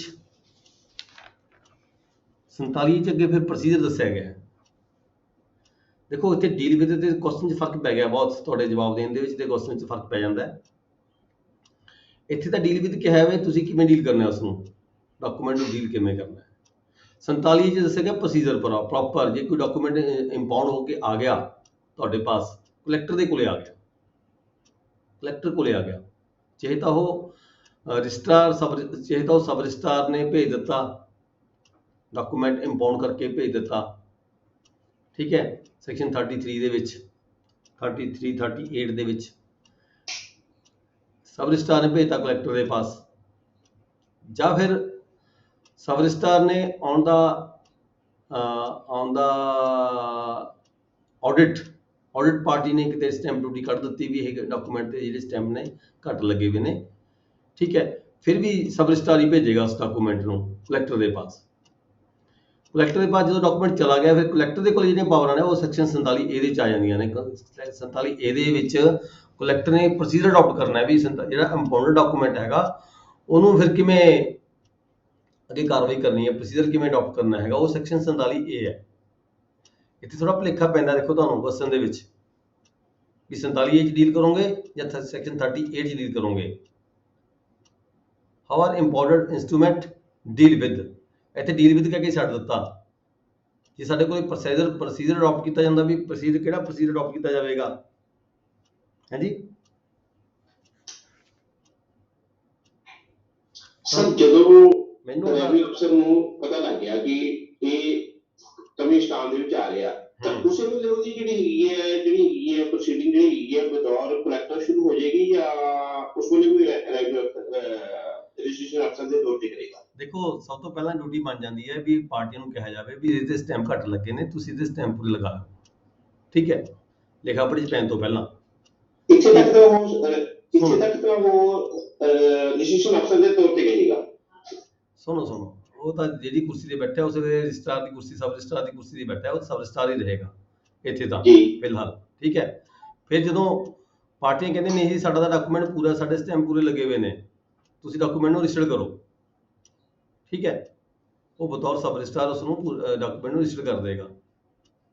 ਡਾਕੂਮੈਂਟ ਨੂੰ ਰਜਿਸਟਰ ਕਰਕੇ ਪਰ ਡਾਕੂਮੈਂਟ ਸਬ ਰਜਿਸਟਰਾਰ ਨੂੰ ਲੱਗ ਰਿਹਾ ਵੀ ਇਹਦੇ ਸਟੈਂਪ ਘੱਟ ਲੱਗੇ ਹੋਏ ਨੇ, ਠੀਕ ਹੈ, ਤੇ ਫਿਰ ਉਹ ਇਸ ਸੈਕਸ਼ਨ ਦੇ ਤਹਿਤ 33 ਤੇ 38 ਇਹਨਾਂ ਦੇ ਤਹਿਤ ਉਸ ਡਾਕੂਮੈਂਟ ਨੂੰ ਕਲੈਕਟਰ ਨੂੰ ਸੈਂਡ ਕਰ ਦੇਗਾ, ਡਿਟਰਮਿਨ ਕਰਨ ਦੇ ਲਈ ਵੀ ਮੈਨੂੰ ਲੱਗਦਾ ਹੈ ਵੀ ਤੇ ਡਾਕੂਮੈਂਟ ਦੇ ਸਟੈਂਪ ਘੱਟ ਲੱਗੇ ਹੋਏ ਨੇ, ਤੁਸੀਂ ਡਿਟਰਮਿਨ ਉਹਨਾਂ ਨੇ ਕਰਨਾ ਹੈ ਕਿ ਕਲੈਕਟਰ ਨੇ ਕਰਨਾ ਹੈ ਵੀ ਸਟੈਂਪ ਪੂਰੇ ਨੇ ਜਾਂ ਘੱਟ ਨੇ।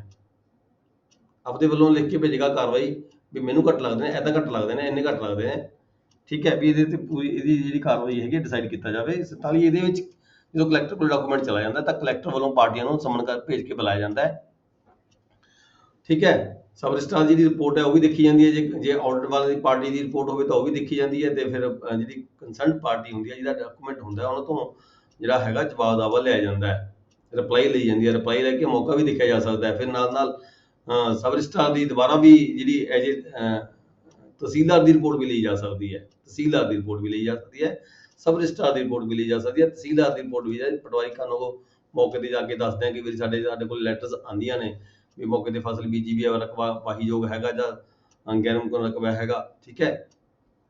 ਇਹ ਜਿਹੜੀ ਕਾਰਵਾਈ ਹੁੰਦੀ ਹੈ ਇਹ ਸਾਰੀ 47 ਏ ਦੀ ਕਾਰਵਾਈ ਹੁੰਦੀ ਹੈ। ਇੱਥੇ ਡੀਲ ਵਿਦ ਦੀ ਗੱਲ ਕੀਤੀ ਹੈ, ਇੱਥੇ ਅਸੀਂ 38 ਦੇ ਵਿੱਚ ਹੀ ਡੀਲ ਕਰਾਂਗੇ ਉਸ ਨੂੰ। 38 ਡੀਲ ਦਾ ਮਤਲਬ ਇਹ ਹੈ ਵੀ ਅਸੀਂ ਉਸ ਨੂੰ ਡਾਕੂਮੈਂਟ ਨੂੰ ਰਜਿਸਟਰ ਕਰਕੇ ਅਸੀਂ ਕਲੈਕਟਰ ਕੋਲ ਭੇਜ ਦੇਵਾਂਗੇ।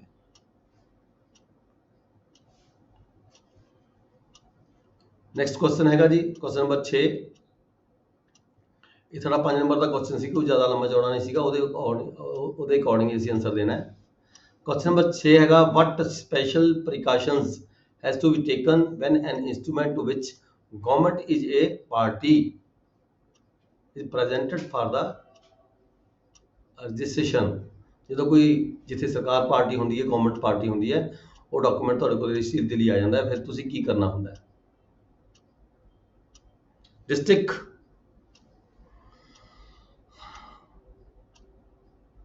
ਹੁਸ਼ਿਆਰਪੁਰ, ਸਰ 90 ਸੈਕਸ਼ਨ ਹੈਗਾ ਰਜਿਸਟ੍ਰੇਸ਼ਨ ਐਕਟ ਦਾ ਤੇ 113 ਹੈਗਾ ਰਜਿਸਟ੍ਰੇਸ਼ਨ ਮੈਨੂਅਲ ਦਾ।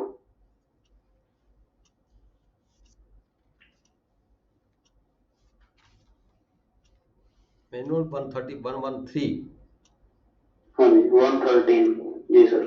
ਫਿਰ 90 ਆਏਗਾ ਜ਼ਿਆਦਾ ਸੂਟ ਕਰਦਾ 90 90 ਹੈ, ਮੈਂ ਕਿਹਾ ਪਹਿਲਾਂ ਕਿਹਾ ਰਜਿਸਟ੍ਰੇਸ਼ਨ ਐਕਟ ਦਾ 90 ਹੈ ਤੇ 113 ਹੈਗਾ, ਜਿਹੜਾ ਪ੍ਰੋਸੀਜਰ ਹੈ 113 ਚ ਹੈ।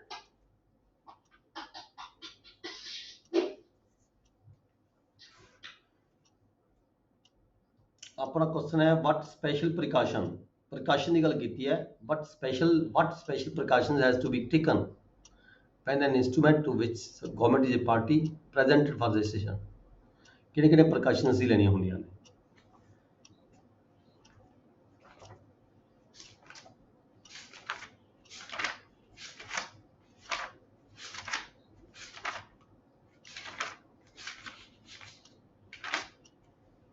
exemption of certain documents executed by or in favor of the government, section 90 ਹੈਗਾ ਐਗਜ਼ੈਂਪਸ਼ਨ ਦੇ ਲਈ। ਵੀ ਸਟੈਂਪ ਡਿਊਟੀ ਐਗਜ਼ੈਂਪਟ ਕੀਤੀ ਜਾਂਦੀ ਹੈ। Documents issued received nothing contained in this act shall be deemed to require registration of any following documents.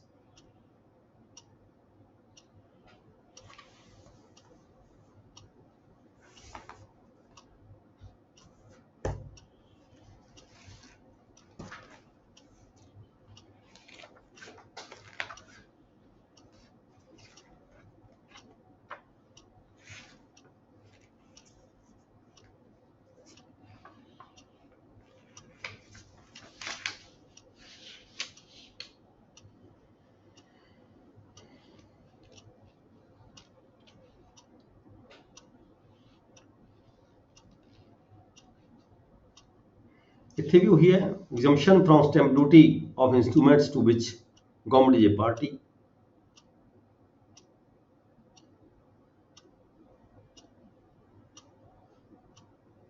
ਜਿਹੜਾ second ਪੈਰਾ ਨਾ sir 113 ਦਾ, ਉਹਦੇ ਵਿੱਚ ਦੱਸਿਆ ਹੈ ਕਿ on the second point ਕਿਹੜੇ ਸੈਕਸ਼ਨ ਦੀਆਂ ਪ੍ਰੀਕਾਸ਼ਨਸ ਰੱਖਣੀਆਂ, 35 36 66 88 ਇਹਨਾਂ ਦੀਆਂ ਪ੍ਰੀਕਾਸ਼ਨਸ ਰੱਖ ਕੇ ਇੰਡੀਅਨ ਸਟੈਂਪ ਐਕਟ ਦੇ ਦੇਖੋ ਜੀ, ਤਹਿਤ ਜਿਹੜਾ ਪ੍ਰੋਸੀਜਰ ਹੈਗਾ, ਇਹ ਤੁਹਾਨੂੰ ਪ੍ਰੀਕਾਸ਼ਨ ਦੱਸਣ ਦੇ ਲਈ ਕਿਹਾ ਗਿਆ। ਜਿਹੜਾ ਐਕਟ ਹੈਗਾ, ਐਕਟ ਦੇ ਵਿੱਚ ਤਾਂ ਦੇਖੋ ਐਕਟ ਬਣਾਤਾ, ਉਹ ਕਾਨੂੰਨ ਦੇ ਮੁਤਾਬਕ ਕਾਰਵਾਈ ਹੋਏਗੀ।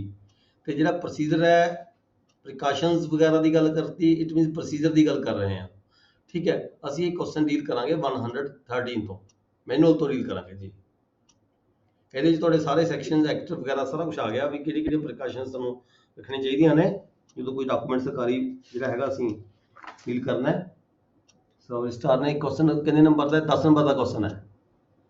10 ਨੰਬਰ ਦਾ ਕੁਐਸਚਨ ਹੈ। ਫਿਰ ਇਹ ਪੈਰਾ 113, ਠੀਕ ਹੈ ਜੀ। ਜੀ ਸਰ, ਇਹ ਲਿਖ ਲਵਾਂਗੇ ਜੀ।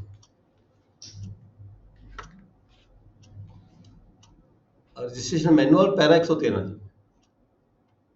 क्वेश्चन नंबर 7 हैगा, how can one differentiate between a lease and A mortgage while registering them. Lease ਅਤੇ ਮੌਰਗੇਜ ਦੇ ਵਸੀਕਿਆਂ ਨੂੰ ਰਜਿਸਟਰ ਕਰਨ ਸਮੇਂ ਇਹਨਾਂ ਵਿੱਚ ਅੰਤਰ ਕਿਵੇਂ ਪਤਾ ਕੀਤਾ ਜਾ ਸਕਦਾ ਹੈ? ਲੀਜ਼ ਤੇ ਮੌਰਗੇਜ।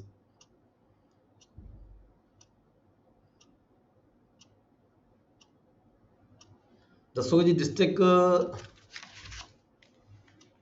ਮੋਹਾਲੀ,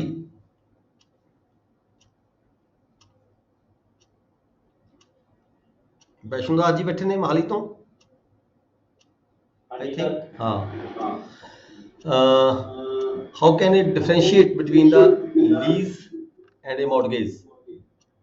ਜਦੋਂ ਕੋਈ ਡਾਕੂਮੈਂਟ ਅਸੀਂ ਰਜਿਸਟਰ ਕਰਨਾ ਹੈ, ਅਸੀਂ ਕਿਵੇਂ ਦੇਖਣਾ ਵੀ ਇਹ ਲੀਜ਼ ਦਾ ਡਾਕੂਮੈਂਟ ਹੈ ਜਾਂ ਮੌਰਗੇਜ ਦਾ ਡਾਕੂਮੈਂਟ ਹੈ? ਇਹ ਕਿਹਾ ਗਿਆ ਇੱਥੇ ਅੰਤਰ ਕਿਵੇਂ ਪਤਾ ਕਰਨਾ ਸਾਨੂੰ ਵੀ ਇਹ ਡਾਕੂਮੈਂਟ ਲੀਜ਼ ਹੈ ਜਾਂ ਮੌਰਗੇਜ ਹੈ?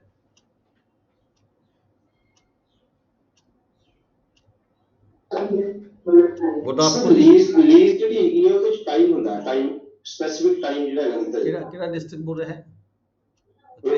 ਬਥਲੇਸ਼। Yes sir. ਹਾਂਜੀ। ਲੀਜ਼ ਦੇ ਵਿੱਚ ਸਪੈਸੀਫਿਕ ਟਾਈਮ ਜਿਹੜਾ ਹੈਗਾ, ਟਾਈਮ ਲਿਮਿਟ ਹੁੰਦੀ ਹੈ ਉਹਦੇ ਵਿੱਚ। ਮੌਰਗੇਜ ਦੇ ਵਿੱਚ ਟਾਈਮ ਲਿਮਿਟ ਜਿਹੜੀ ਹੈਗੀ ਹੈ ਉਹ ਨਹੀਂ ਹੈ।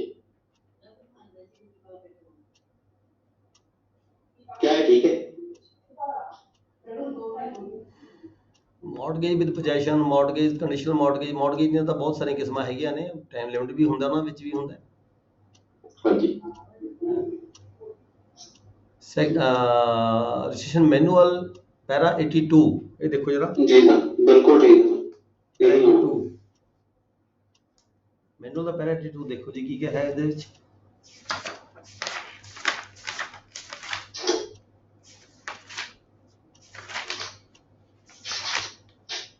distinction between leases and mortgages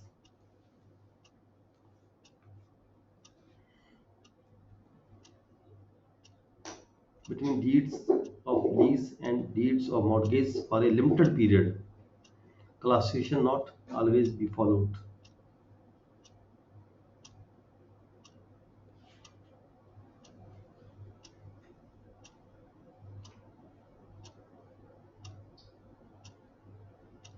ਜਿਸ ਵੇਲੇ ਤਾਂ ਸਰ ਰੀਪੇਮੈਂਟ ਸਿਕਿਉਰ ਕਰਨੀ ਹੈ ਲਮਸਮ ਮਨੀ ਦੀ ਉਹ ਤਾਂ ਮਾਲਕ ਜਿੱਥੇ ਦੀ ਜਿੱਥੇ ਪੇਮੈਂਟਸ ਉਹ ਤਾਂ ਉਹ ਹੈਗੀ ਮੌਰਗੇਜ ਡੇਟ ਜੇ ਰਿਟਰਨ ਦਾ ਆ ਜਾਊਗਾ ਲੀਜ਼ ਆਫ ਲੈਂਡ ਇਹ ਆ ਜਾਊਗਾ ਮੌਰਗੇਜ ਨਹੀਂ ਤਾਂ ਦੇਖੋ lease of it is transferred on the account of future ਦੇਖੋ। ਰੈਕਰਿੰਗ ਦੇਖੋ ਇਹ 'ਚ ਜਨਰਲ ਡਿਫਰੈਂਸ ਪਤਾ ਕੀ ਹੁੰਦੀ ਹੈ ਜਿਹੜੀ ਮੌਰਗੇਜ ਹੁੰਦੀ ਆ ਮੌਰਗੇਜ ਤਾਂ ਆਪਾਂ ਕੋਈ ਬੰਦੇ ਨੂੰ ਕਿਸੇ ਨੂੰ ਪੇਮੈਂਟ ਦੇਤੀ ਉਹਦੀ ਸਿਕਿਉਰਿਟੀ ਵਾਸਤੇ ਅਸੀਂ ਮੌਰਗੇਜ ਕਰਵਾਉਂਦੇ ਠੀਕ ਹੈ for the security of the security ਦੇ ਲਈ ਮੌਰਗੇਜ ਕਰਾਈ ਜਾਂਦੀ ਹੈ ਜਿਹੜੀ ਲੀਜ਼ ਹੁੰਦੀ ਹੈ ਕਿ ਕਿਰਾਏ ਤੇ ਪ੍ਰਾਪਰਟੀ ਦੇਣੀ ਕਿਸੇ ਨੂੰ ਉਹਦੇ ਤੇ ਤੁਸੀਂ ਤੁਸੀਂ ਕੋਈ ਅਮਾਉਂਟ ਤਾਂ ਦਿੱਤੀ ਨਹੀਂ ਹੈ ਮੌਰਗੇਜ ਦੇ ਵਿੱਚ ਕੀ ਹੁੰਦਾ ਹੈ ਅਸੀਂ ਲਮਸਮ ਅਮਾਉਂਟ ਲੈ ਲੈਂਦੇ ਹਾਂ ਆਪਦੀ ਪ੍ਰਾਪਰਟੀ ਮੌਰਗੇਜ ਕਰ ਦਿੰਦੇ ਹਾਂ ਮਤਲਬ ਪ੍ਰਾਪਰਟੀ ਆਪਦੀ ਜਿਹੜੀ ਅਮਾਉਂਟ ਹੈਗੀ ਆ ਉਸ ਦੀ ਸਿਕਿਉਰਿਟੀ ਦੀ ਖਾਤਰ ਅਸੀਂ ਮੌਰਗੇਜ ਕਰਵਾਉਂਦੇ ਹਾਂ ਲੋਨ ਲੈ ਲਿਆ 10 ਲੱਖ ਰੁਪਇਆ 20 ਲੱਖ ਰੁਪਇਆ ਠੀਕ ਹੈ ਜੀ ਪ੍ਰਾਪਰਟੀ ਮੌਰਗੇਜ ਕਰਤੀ ਬੈਂਕ ਨੇ ਮੌਰਗੇਜ ਲੈ ਲਈ ਇਹ ਕਾਹਦੇ ਲਈ ਮੌਰਗੇਜ ਕੀਤੀ ਗਈ ਇਹ ਮੌਰਗੇਜ ਕੀਤੀ ਗਈ ਤੁਹਾਡੀ ਜਿਹੜੀ 10 ਲੱਖ ਰੁਪਏ ਦੀ ਅਮਾਉਂਟ ਆ ਉਹਨੂੰ ਸਿਕਿਉਰ ਕਰਨ ਦੀ ਖਾਤਰ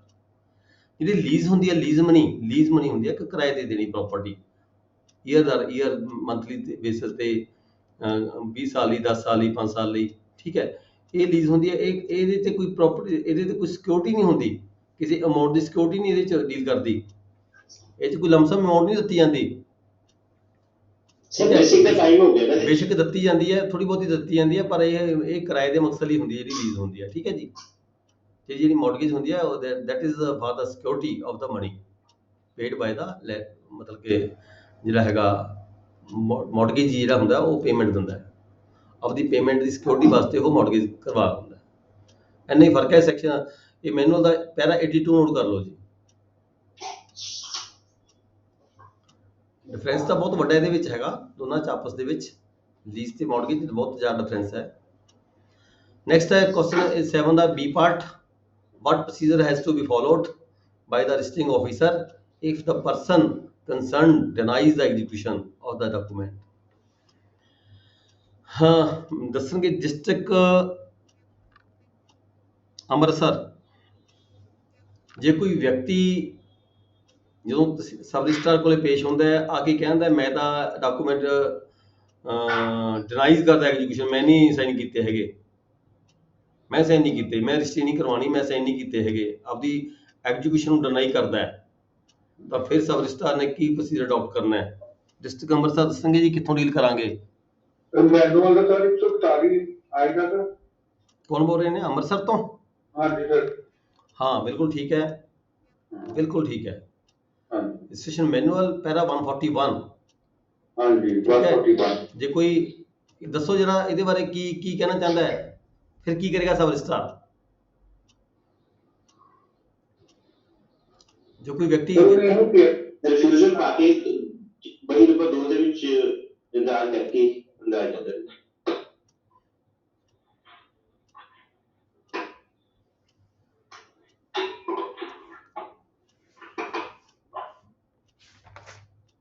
ਸਰ ਐਕਟ ਦਾ 35 ਆ ਸਕਦਾ ਜੀ ਸੈਕਸ਼ਨ ਹੈ ਜੀ ਐਕਟ ਦਾ 35 ਸੈਕਸ਼ਨ ਆ ਸਕਦਾ ਜੀ procedure on denial of execution ਦੇਖੋ ਪ੍ਰੋਸੀਜਰ ਜਿੱਥੇ ਪ੍ਰੋਸੀਜਰ ਦੀ ਗੱਲ ਆ ਜਾਂਦੀ ਹੈ ਨਾ ਜਿੱਥੇ ਤੁਹਾਡੇ ਤੋਂ ਪ੍ਰੋਸੀਜਰ ਪੁੱਛਿਆ ਜਾਵੇ ਤੁਸੀਂ ਕੋਸ਼ਿਸ਼ ਕਰੋ ਤੋਂ ਮੈਨੂਅਲ ਤੋਂ ਡੀਲ ਕਰੀਏ ਕਿਉਂਕਿ ਮੈਨੂਅਲ ਦੀ ਡਿਟੇਲ ਹੁੰਦੀ ਹੈ ਮੈਨੂਅਲ ਦੇ ਵਿੱਚ ਹੀ ਸੈਕਸ਼ਨ ਦਾ ਹਵਾਲਾ ਵੀ ਆ ਜਾਂਦਾ ਨਾਲ ਕਿ ਕਿਹੜੇ ਸੈਕਸ਼ਨ ਦੇ ਤਹਿਤ ਤੁਹਾਡੇ ਕੋਲ ਪਾਵਰਾਂ ਹੈਗੀਆਂ ਨੇ ਇਹ ਹੈ ਹੋਏਗਾ 141 ਦੇ ਵਿੱਚ ਦੇਖੋ ਸੈਕਸ਼ਨ 35 ਦਾ ਹਵਾਲਾ ਦਿੱਤਾ ਹੋਇਆ ਨਾਲ ਵਿੱਚ ਠੀਕ ਹੈ ਸੈਕਸ਼ਨ 35 ਰਜਿਸਟ੍ਰੇਸ਼ਨ ਐਕਟ ਦਾ ਸੈਕਸ਼ਨ 35 ਹੈਗਾ ਇਹਦੇ ਵਿੱਚ ਹੀ ਆ ਜਾਂਦਾ ਸਾਰਾ ਕੁਝ ਮੈਨੂਅਲ ਦੇ ਵਿੱਚ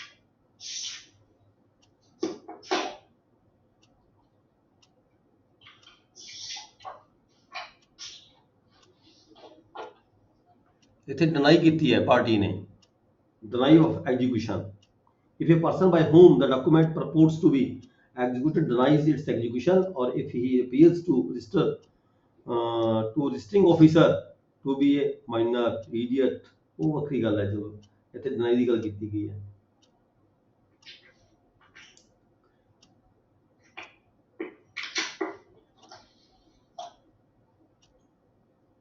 Sub-registrar on any such denial has no authority except when specially empowered under section 35 to inquiry into the fact of execution, but a registrar may so either on appeal from order of the तो 142 ज्यादा अच्छा रहेगा। refusal to admit 142 ਦੇ ਵਿੱਚ ਜ਼ਿਆਦਾ ਨਹੀਂ ਹੈ।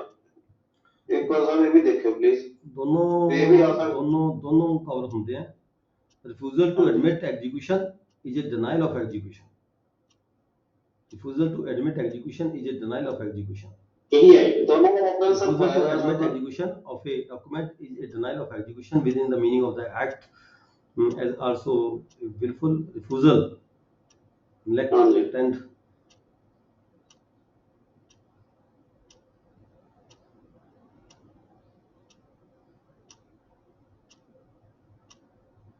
ਉਹਦੇ ਚ 77 ਪਾਤਾ ਉਹਨਾਂ ਨੇ। ਇਹ 77 ਤਾਂ ਹੈਗਾ ਵੀ ਉੱਤੇ ਸੂਟ ਫਾਈਲ ਕਰ ਸਕਦਾ ਸਿਵਲ ਕੋਰਟ ਦੇ ਵਿੱਚ। ਇਹਦਾ ਰੈਫਰੈਂਸ 142 ਦੇ ਵਿੱਚ ਇਹਨਾਂ ਨੇ 77 ਐਕਟ ਦਾ ਪਾਤਾ। ਇਹਦੇ ਵਿੱਚ ਤਾਂ ਹੈ ਜਦੋਂ ਰਜਿਸਟਰ ਵੀ ਡਿਨਾਈ ਕਰ ਦੇਵੇ। ਹਾਂਜੀ ਇਹ ਸੂਟ ਫਾਈਲ ਕਰ ਸਕਦਾ।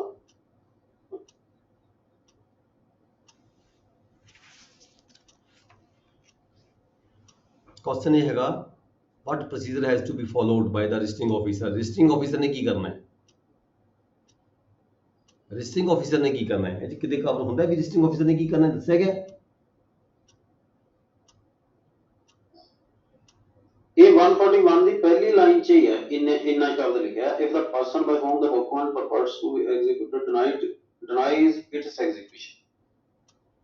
और if he appeals to the registering officer ਉਹ ਬਸ ਸੈਕੰਡ ਆ ਗਿਆ। ਜੇ ਲੈਨਾਟਿਕ ਹੈ, ਮਾਈਨਰ ਹੈ, ਇਡੀਅਟ ਹੈ, ਉਹ ਸੈਕੰਡ 'ਚ ਆ ਜਾਣਾ। ਜਾਂ ਮਰ ਗਿਆ ਉਹਦੇ ਵਿੱਚ ਵੀ ਰਿਫਿਊਜ਼ਲ ਹੈ। ਪਰ ਉਹਦੇ ਐਲਆਰਸ ਕਰ ਸਕਦੇ ਡੈਟ ਦੇ ਵਿੱਚ।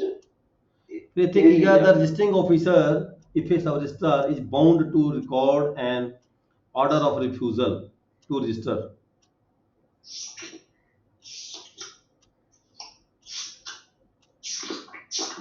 ਇੱਥੇ ਤੱਕ ਹੀ ਕਵਰ ਹੋ ਜਾਂਦਾ ਹੈ, ਬਸ ਅੱਗੇ ਨਹੀਂ ਜਾਂਦਾ।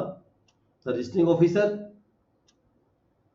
is bound to record an order of refusal to register। ਉਹ ਰਿਫਿਊਜ਼ ਕਰ ਦੇਗਾ ਜੀ ਉਹਨੂੰ ਰਜਿਸਟਰ ਕਰਨ ਤੋਂ। ਠੀਕ ਹੈ, ਬਈ ਨੰਬਰ 2 ਦਰਜ ਕਰ ਦੇਗਾ। ਬਈ ਨੰਬਰ 2 ਦੇ ਵਿੱਚ ਦਰਜ ਕਰ ਕੇ ਡਾਕੂਮੈਂਟ ਜਿਹੜਾ ਹੈਗਾ ਉਹਦੇ ਤੇ ਰਿਫਿਊਜ਼ਲ ਪਾ ਦੇਗਾ। ਰਿਫਿਊਜ਼ਲ ਪਾ ਕੇ ਲਿਖ ਦੇਗਾ, ਸਟੈਂਪ ਲਾ ਕੇ ਸਾਈਨ ਕਰਕੇ ਡਾਕੂਮੈਂਟ ਵਾਪਸ ਕਰ ਦੇਗਾ ਪਾਰਟੀਆਂ ਨੂੰ। ਠੀਕ ਹੈ, ਤੇ ਪ੍ਰੋਸੀਜਰ ਦੇਖੋ ਆਪਾਂ ਇਹ ਦੇਖ ਰਹੇ ਹਾਂ ਵੀ ਪ੍ਰੋਸੀਜਰ ਕੀ ਰਜਿਸਟਰਿੰਗ ਆਫਿਸਰ ਨੇ ਕੀ ਕਰਨਾ ਹੈ। ਰਜਿਸਟਰਿੰਗ ਆਫਿਸਰ ਨੇ ਕੀ ਕਰਨਾ, ਤੁਸੀਂ ਆਪਣੀ ਓਨ ਲੈਂਗੁਏਜ ਲਿਖ ਦਿਓ। ਇਹ ਪਹਿਲਾ ਨੰਬਰ 141 ਦਾ ਹਵਾਲਾ ਦੇ ਦੋਗੇ। ਠੀਕ ਹੈ, ਤੇ ਨਾਲ ਤੁਸੀਂ ਲਿਖ ਦੋਗੇ ਸੈਕਸ਼ਨ ਦਾ ਹਵਾਲਾ ਵੀ ਦੇ ਸਕਦੇ ਹੋ। ਤੇ ਨਾਲ ਤੁਸੀਂ ਲਿਖੋਗੇ ਵੀ ਜਿਹੜਾ ਡਾਕੂਮੈਂਟ ਹੈ, ਡਾਕੂਮੈਂਟ ਦੇ ਵਿੱਚ ਉੱਪਰ ਵੀ ਜਿਹੜਾ ਹੈਡ ਦੇ ਉੱਪਰ ਜਿਹੜਾ ਡਾਕੂਮੈਂਟ ਦੇ ਉੱਪਰ ਤੁਸੀਂ ਲਿਖ ਕੇ ਰਿਫਿਊਜ਼ਲ ਲਿਖ ਕੇ ਸਟੈਂਪ ਲਾ ਕੇ ਸਾਈਨ ਕਰ ਦੋਗੇ।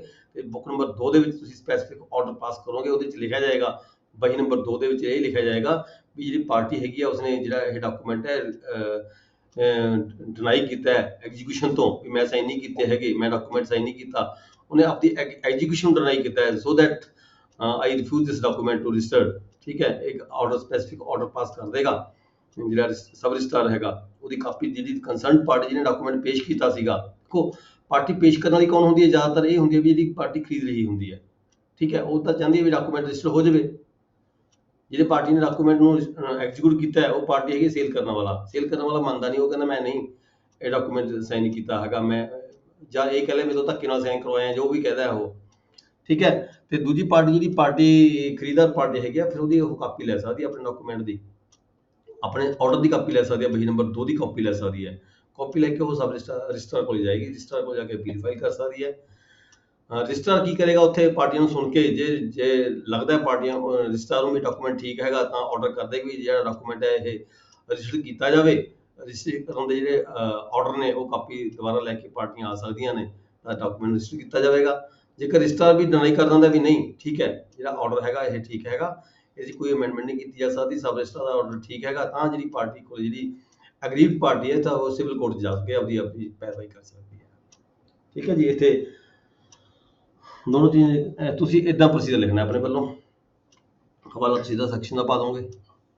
ਸਰ ਇੱਕ ਵਾਰ ਉਹਨੇ ਡਿਨਾਈ ਕਰ ਦਿੱਤਾ, ਬਟ ਇਹ ਕਿ ਰਿਫਿਊਜ਼ਲ ਆ ਗਈ, ਤਾਂ ਸਬ ਰਜਿਸਟਰ ਨੇ ਰਿਫਿਊਜ਼ਲ ਦੇ ਦਿੱਤੀ, ਤੇ ਉਹਦੇ ਬਾਅਦ ਅਗਰ ਨੈਕਸਟ ਡੇ ਜਿਹੜਾ ਹੈਗਾ ਆ ਕੇ ਉਹ ਕਹਿੰਦੇ ਕਿ ਠੀਕ ਹੈ ਮੈਂ ਸਾਈਨ ਦੇ ਗਿਆ ਮਿਲੀ ਹੈ, ਕਿਆ ਉਹਨੂੰ ਫਿਰ ਨਹੀਂ, ਅਸੀਂ ਇੱਕ ਵਾਰੀ ਰਿਫਿਊਜ਼ ਕਰ ਚੁੱਕੇ, ਫਿਰ ਕਰ ਚੁੱਕੇ, ਗੱਲ ਖਤਮ ਹੋ ਗਈ। ਸਾਡੇ ਤਾਂ ਫਿਰ ਆਰਡਰ ਉਹ ਹੋ register ਚੁੱਕੇ ਦੇ ਨਾ ਜੀ, ਸਾਡੇ ਤਾਂ ਆਰਡਰ ਹੋ ਚੁੱਕੇ ਨਾ ਇੱਕ ਵਾਰੀ। Okay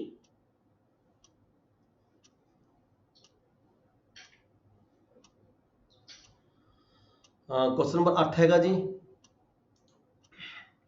how can registering officer authenticate a power of attorney. Registering ਅਫਸਰ ਜਿਹੜਾ ਪਾਵਰ ਆਫ ਅਟਾਰਨੀ ਨੂੰ ਕਿਵੇਂ ਪ੍ਰਮਾਣਿਤ ਕਰ ਸਕਦਾ ਹੈ। Authenticate a power of attorney. District Jalandhar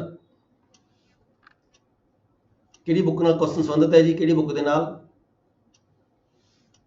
sir registration act ਹੈ ਸੈਕਸ਼ਨ 33 ਜੀ। ਜਲੰਧਰ ਤੋਂ ਬੋਲ ਰਹੇ? ਹਾਂਜੀ ਸਰ ਹਾਂਜੀ। ਜਲੰਧਰ ਤੋਂ ਕਮਲਜੀਤ ਨਾ ਅਵਤਾਰ ਸਿੰਘ ਜੀ, ਹੈ ਜੀ। ਅਵਤਾਰ ਸਿੰਘ ਕਾਨੂੰਗੋ ਜੀ। ਓਕੇ। ਪਟਿਆਲਾ ਡਿਸਟ੍ਰਿਕਟ ਕਰਨੈਲ ਸਿੰਘ।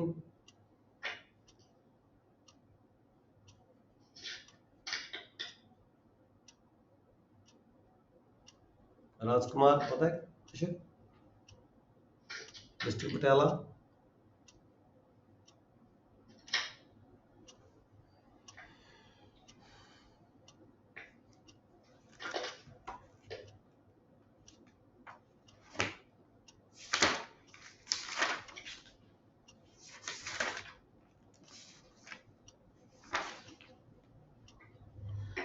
मेनू 79 लिखना, authentication of power of attorney by registering officer 79। ਤੁਸੀਂ ਕਿਹੜਾ ਦੱਸਿਆ ਸੀਗਾ ਸੈਕਸ਼ਨ?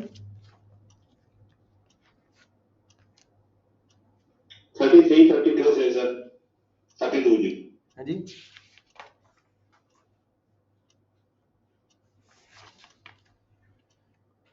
ਐਕਟ ਦਾ ਜੀ 33। ਹਾਂਜੀ 33 ਸੈਕਸ਼ਨ 34 ਵੀ ਹੈ।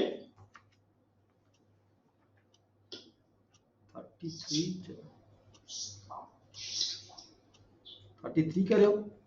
33 तक ਹਾਂਜੀ sir. Power of attorney recognisable for the purpose of section 32। Power of attorney recognisable for the purpose of section 32।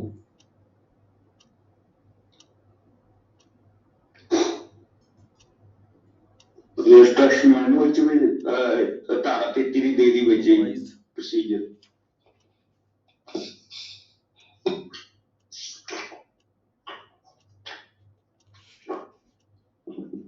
Thirty two ਦੇ ਵਿੱਚ ਤਾਂ ਹੈਗਾ ਵੀ ਕਿਹੜੇ ਕਿਹੜੇ ਬੰਦੇ ਡਾਕੂਮੈਂਟ ਪੇਸ਼ ਕਰ ਸਕਦੇ ਨੇ।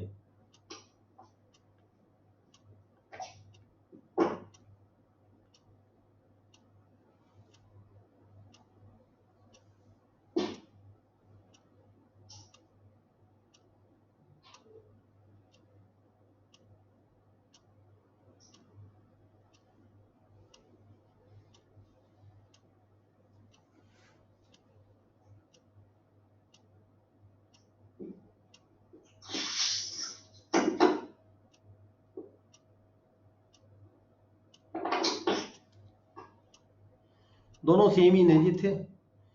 ਸਰ 103 ਦੇਖੋ ਰਜਿਸਟ੍ਰੇਸ਼ਨ ਮੈਨੂਅਲ। ਵੈਸੇ ਤੁਸੀਂ 79 ਜ਼ਿਆਦਾ ਡੀਲ ਕਰਦਾ ਹੈ। 79 ਦੇ ਵਿੱਚ ਸੈਕਸ਼ਨ 33 ਦਾ ਹਵਾਲਾ ਵੀ ਵਿੱਚ ਆ ਜਾਂਦਾ ਹੈ। ਉਹਦੇ ਬੇਸਿਸ ਤੇ ਹੀ ਸੈਕਸ਼ਨ 79 ਜਿਹੜਾ ਪਹਿਲਾ 79 ਬਣਿਆ ਸੈਕਸ਼ਨ 33 ਦੇ ਬੇਸਿਸ ਤੇ ਹੀ 79 ਬਣਦਾ ਸਰ। ਹਾਂ 79 ਦੇ ਇਹ authentication of power of attorney by registering officer। 79 main ਦੇਖਿਓ ਇੱਥੇ ਇਹ ਹੁੰਦਾ ਹੈਗਾ, ਇਹਦੇ ਵਿੱਚ ਕੀ ਹੁੰਦਾ ਹੈ, ਮੇਨ ਹੁੰਦਾ ਐਡਰੈਸ ਦਾ, ਵੀ ਜਿਹੜਾ ਬੰਦਾ ਕੋਈ ਅਟਾਰਨੀ ਕਰਵਾ ਰਿਹਾ ਹੈ ਉਹ ਕਿੱਥੇ ਦਾ ਰਹਿਣ ਵਾਲਾ ਹੈ। ਠੀਕ ਹੈ। ਮੇਨ ਜਦੋਂ ਤੁਸੀਂ ਡਾਕੂਮੈਂਟ ਰਜਿਸਟਰ ਕਰਨਾ, ਜਦੋਂ ਤੁਸੀਂ ਜਾ ਕੇ ਚੇਅਰ ਤੇ ਬੈਠਣਾ ਹੈ ਨਾ, ਉੱਥੇ ਡੀਲ ਇਹ ਹੁੰਦਾ ਵੀ ਤੁਸੀਂ ਬਾਹਰਲੇ ਕਿਸੇ ਬੰਦੇ ਦੇ ਰੈਜ਼ੀਡੈਂਟ, ਜੇ ਕੋਈ ਬਾਹਰ ਦਾ ਹੈਗਾ, ਠੀਕ ਹੈ, ਉਹਦਾ ਡਾਕੂਮੈਂਟ, ਉਹਦਾ ਜਿਹੜੀ ਪਾਵਰ ਅਟਾਰਨੀ ਹੈ, ਤੁਸੀਂ ਉੱਥੇ ਰਜਿਸਟਰ ਤਦ ਹੀ ਕਰੋਗੇ ਜੇ ਤੁਹਾਡੇ ਏਰੀਆ 'ਚ ਬੰਦਾ ਰਹਿੰਦਾ ਹੋਵੇ ਜਾਂ ਤੁਹਾਡੇ ਏਰੀਆ 'ਚ ਉਹਦੀ ਲੈਂਡ ਹੋਵੇ।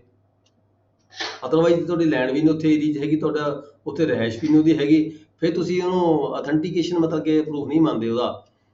ਵਾਈ ਉਹ ਇੱਥੇ ਕਿਉਂ ਆਇਆ ਤੁਹਾਡੇ ਕੋਲੇ ਡਾਕੂਮੈਂਟ ਰਜਿਸਟਰ ਕਰਾਉਣ ਦੇ ਲਈ? ਨਾ ਤਾਂ ਉਹਦੀ ਇੱਥੇ ਲੈਂਡ ਪਈ ਹੈ, ਨਾ ਉਹ ਜਿਸ ਦਾ ਵਸਨੀਕ ਹੈਗਾ, ਠੀਕ ਹੈ।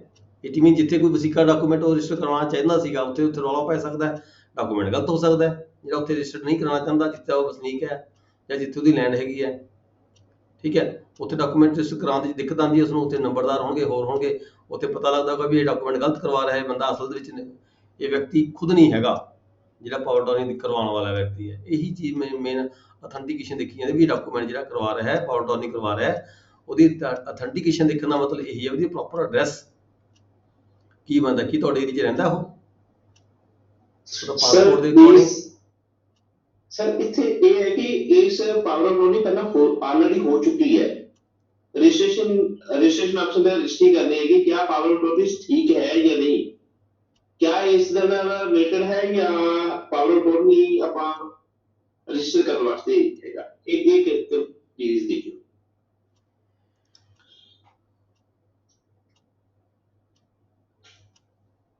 ऑथेंटिकेटेड पावर अटॉर्नी, हाँ, ऑथेंटिकेटेड पावर अटॉर्नी क्या ये ऑथेंटिकेट है या नहीं है,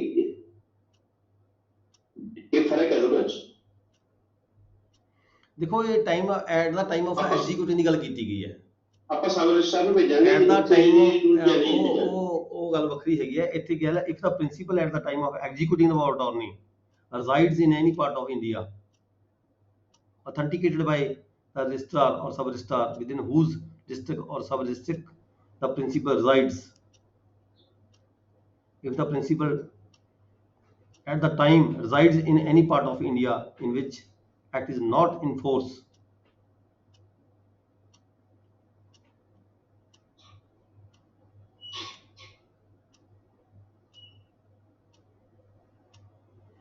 ਸੈਕਸ਼ਨ 33 ਚ ਦਿੱਤਾ ਕਾਫੀ ਕੁਛ ਇਸ ਨੇ ਵੀ ਕਿਤੇ ਰਹਿੰਦਾ ਹੈ ਜਾਂ ਨਹੀਂ ਰਹਿੰਦਾ, ਜਾਂ ਕੁਝ ਬੰਦਿਆਂ ਨੂੰ ਜੰਕਸ਼ਨ ਵੀ ਦਿੱਤੀ ਗਈ ਹੈ, ਘਰ ਜਾ ਕੇ ਵੀ ਕੀਤੀ ਜਾ ਸਕਦੀ ਹੈ।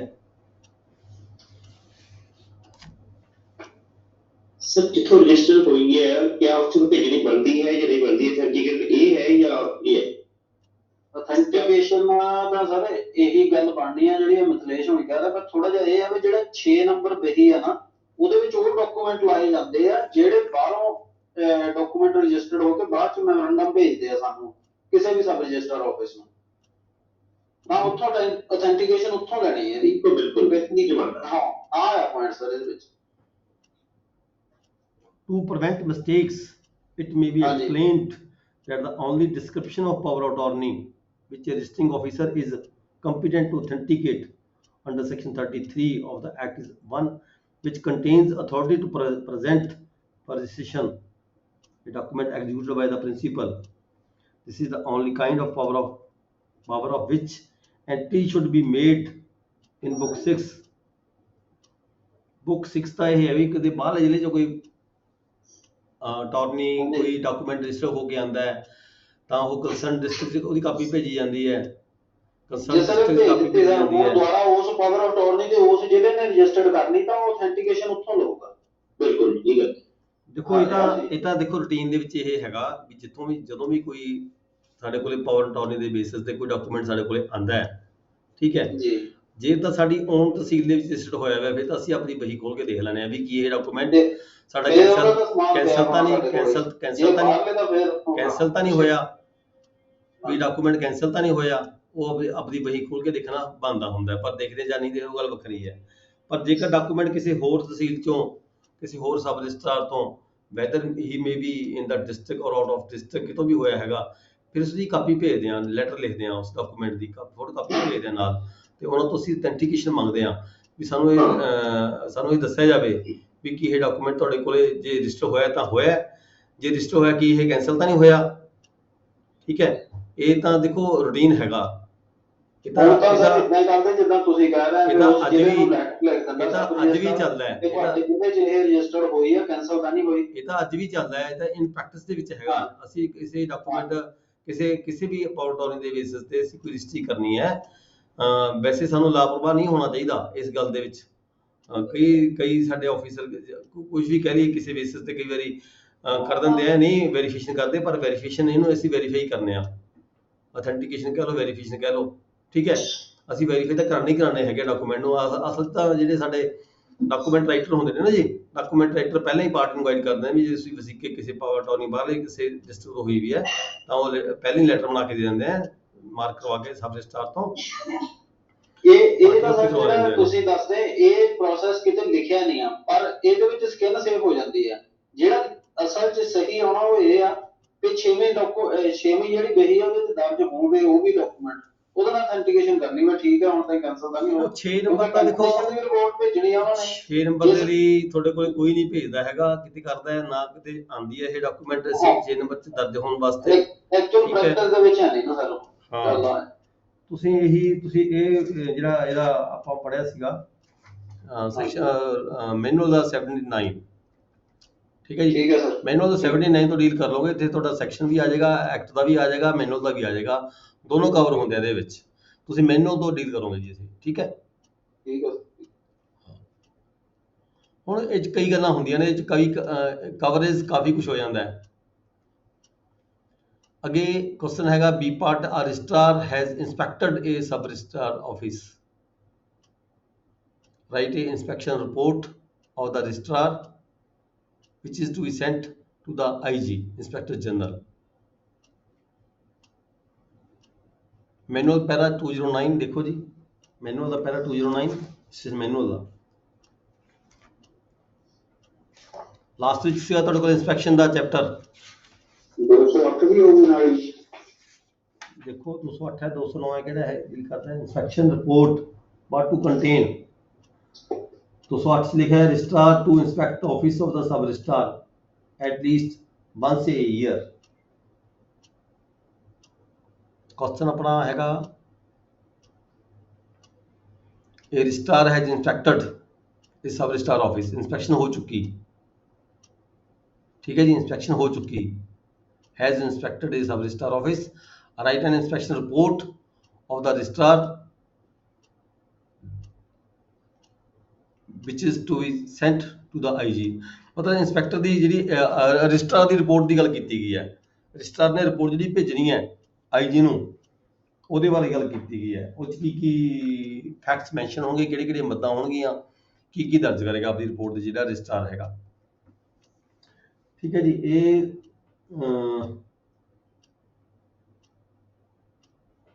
ਪਹਿਲਾ 209 ਹੀ ਕਵਰ ਕਰੇਗਾ। when a registrar has completed his inspection। ਦੇਖੋ ਪਤਾ ਕੀ ਆਪਾਂ ਦੇਖਦੇ ਹਾਂ ਜਦੋਂ ਇਨਸਪੈਕਸ਼ਨ ਹੁੰਦੀ ਹੈ, ਰਜਿਸਟਰਾਰ ਦਾ ਆਫਿਸ ਉਹਦਾ ਨਾਮ ਕੀ ਹੈ, ਸਬ ਰਜਿਸਟਰਾਰ ਦਾ ਨਾਮ ਕੀ ਹੈ, ਉਦੋਂ ਪਹਿਲਾਂ ਸਬ ਰਜਿਸਟਰਾਰ ਸੀ ਉਹਦਾ ਕੀ ਨਾਮ ਸੀ, ਰਜਿਸਟਰ ਜਿਹੜਾ ਸੀ ਆਪਣਾ ਰਜਿਸਟਰੀ ਕਲਰਕ ਹੈ ਉਹਦਾ ਕੀ ਨਾਮ ਹੈਗਾ, ਸਾਰਾ ਕੁਝ ਇਹ ਲਿਖਿਆ ਜਾਂਦਾ। ਫਿਰ ਕੀ ਡਾਕੂਮੈਂਟ ਚੈੱਕ ਕੀਤੇ ਗਏ, ਇਹ ਜਿਹੜੀ ਰਿਪੋਰਟ ਹੈ ਸਾਰੀ ਦੀ ਸਾਰੀ ਰਿਪੋਰਟ ਕਾਰਵਾਈ ਜਿਹੜੀ ਰਿਪੋਰਟ ਹੈ ਰਜਿਸਟਰਾਰ ਵੱਲੋਂ ਦਰਜ ਕੀਤੀ ਜਾਣੀ ਹੈ। ਇਹ ਪੈਰਾ ਨੰਬਰ 209 'ਚ ਕਵਰ ਹੋ ਜਾਏਗੀ। ਰਜਿਸਟ੍ਰੇਸ਼ਨ ਮੈਨੂਅਲ ਪੈਰਾ ਨੰਬਰ 209, ਕਦੋਂ ਇੰਸਪੈਕਸ਼ਨ ਕੀਤੀ ਹੈ, ਕਿਹੜੇ ਸਮੇਂ ਦੀ ਇੰਸਪੈਕਸ਼ਨ ਕੀਤੀ ਹੈ, ਠੀਕ ਹੈ ਜੀ, ਕੀ ਰਿਮਾਰਕਸ ਦਿੱਤੇ ਗਏ ਨੇ।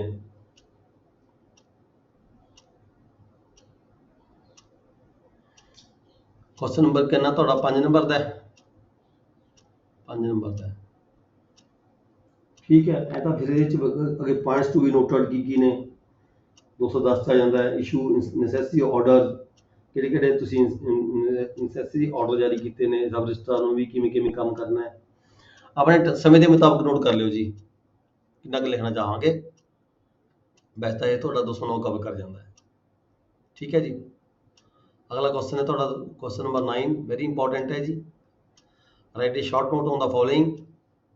बी नंबर का क्वेश्चन है, ठीक है, डेफिनेशन क्लास तो डील करता है।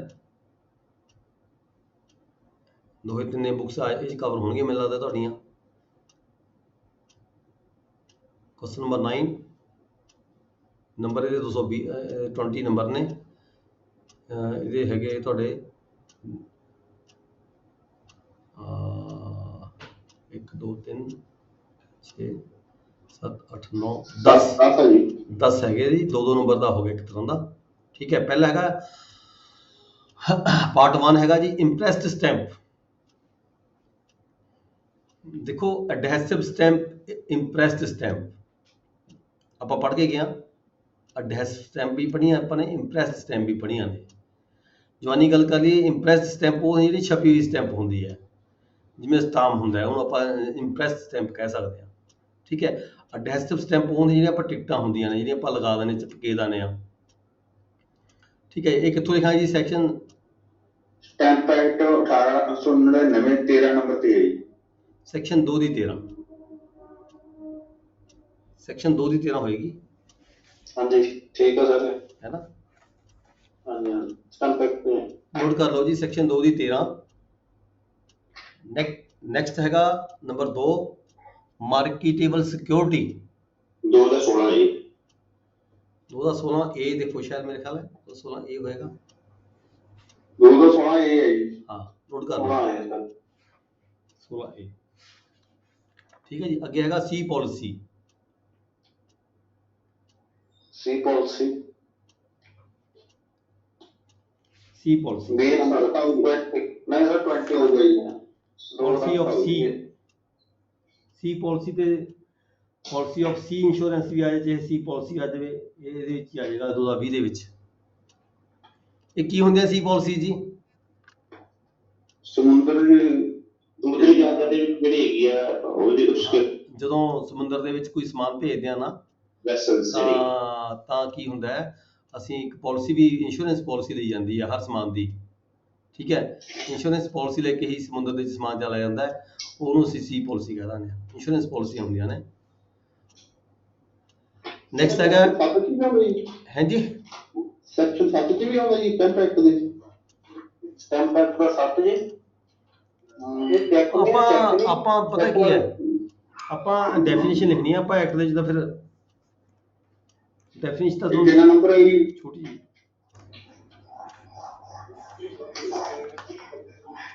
ਇਹ 20 ਨੰਬਰ ਹੈ ਜੀ ਸਟੈਂਪ ਐਕਟ ਚ ਕਿ ਨਹੀਂ? ਪਾਲਿਸੀ ਸੀ ਇੰਸ਼ੋਰੈਂਸ ਸੈਕਸ਼ਨ 7 ਸੈਕਸ਼ਨ 7 ਚ ਵੀ ਆ ਜਾਂਦਾ ਹੈ। Policies of sea insurance section 7 ਚ ਵੀ ਆ ਜਾਂਦਾ ਹੈ। 7 ਸੈਕਸ਼ਨ ਸਰ ਕਾਹਦਾ ਹੈ? Policies of sea insurance. Stamp act ਦਾ ਜੀ ਜੀ ਜੀ। 7 ਇਹ 20 ਚ ਵੀ ਆ ਗਈ ਸੀ ਜੀ। 2 ਦਾ ਵਿੱਚ ਡੈਫੀਨੇਸ਼ਨ ਹੈ ਜੀ, ਤੇ ਠੀਕ ਹੈ ਸਰ। 7 ਦੇ ਵਿੱਚ ਵੀ ਇਹੀ ਚੀਜ਼ ਹੈ, ਪਾਲਿਸੀ ਆਫ ਸੀ ਇੰਸ਼ੋਰੈਂਸ ਹੁੰਦੀਆਂ ਨੇ। ਤੇ ਸਹਿਮਤੀ ਲੈ ਲਓ, ਇੱਕੋ ਗੱਲ ਹੈਗੀ ਹੈ।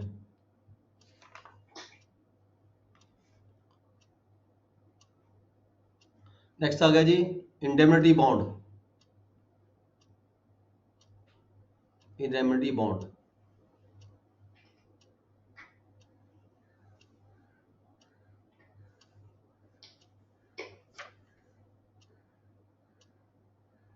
ਦੋ ਦਾ 5 क्या पॉसिबल है? ਬੌਂਡ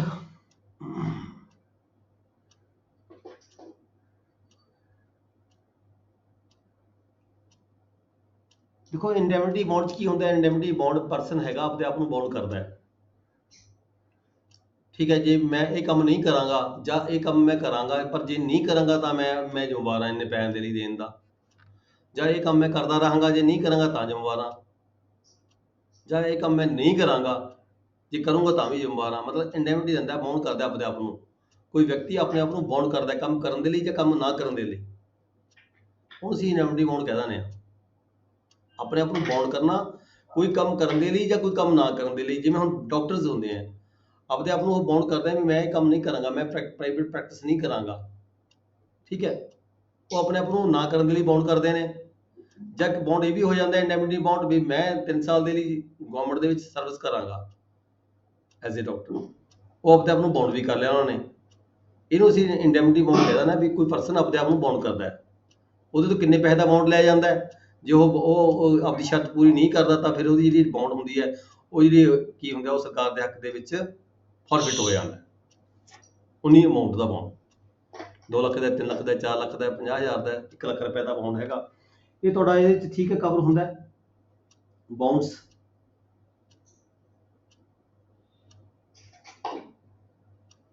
2 ਦੇ 5 ਦੇ ਵਿੱਚ, ਠੀਕ ਹੈ ਜੀ। ਨੈਕਸਟ ਚੱਲਦੇ ਹਾਂ warrant of goods. Warrant of goods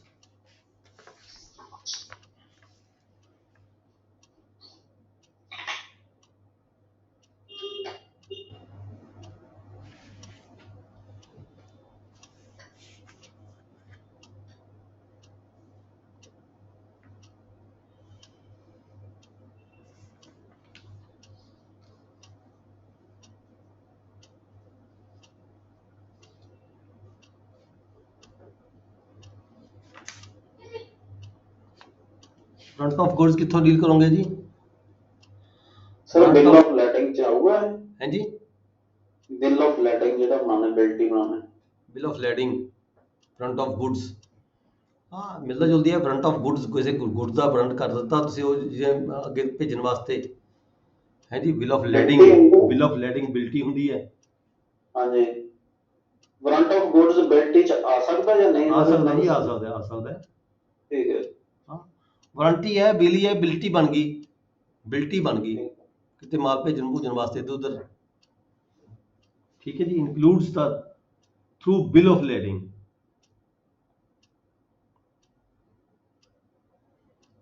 ਠੀਕ ਹੈ ਜੀ। ਇੱਕ ਹੀ ਚੀਜ਼ ਹੈਗੀ ਹੈ। ਕਿਹੜਾ ਸੈਕਸ਼ਨ ਹੈ ਸਰ? ਬਿਲ ਆਫ ਲੈਂਡਿੰਗ 2 ਦਾ 4 ਜੀ। 2 ਦਾ 4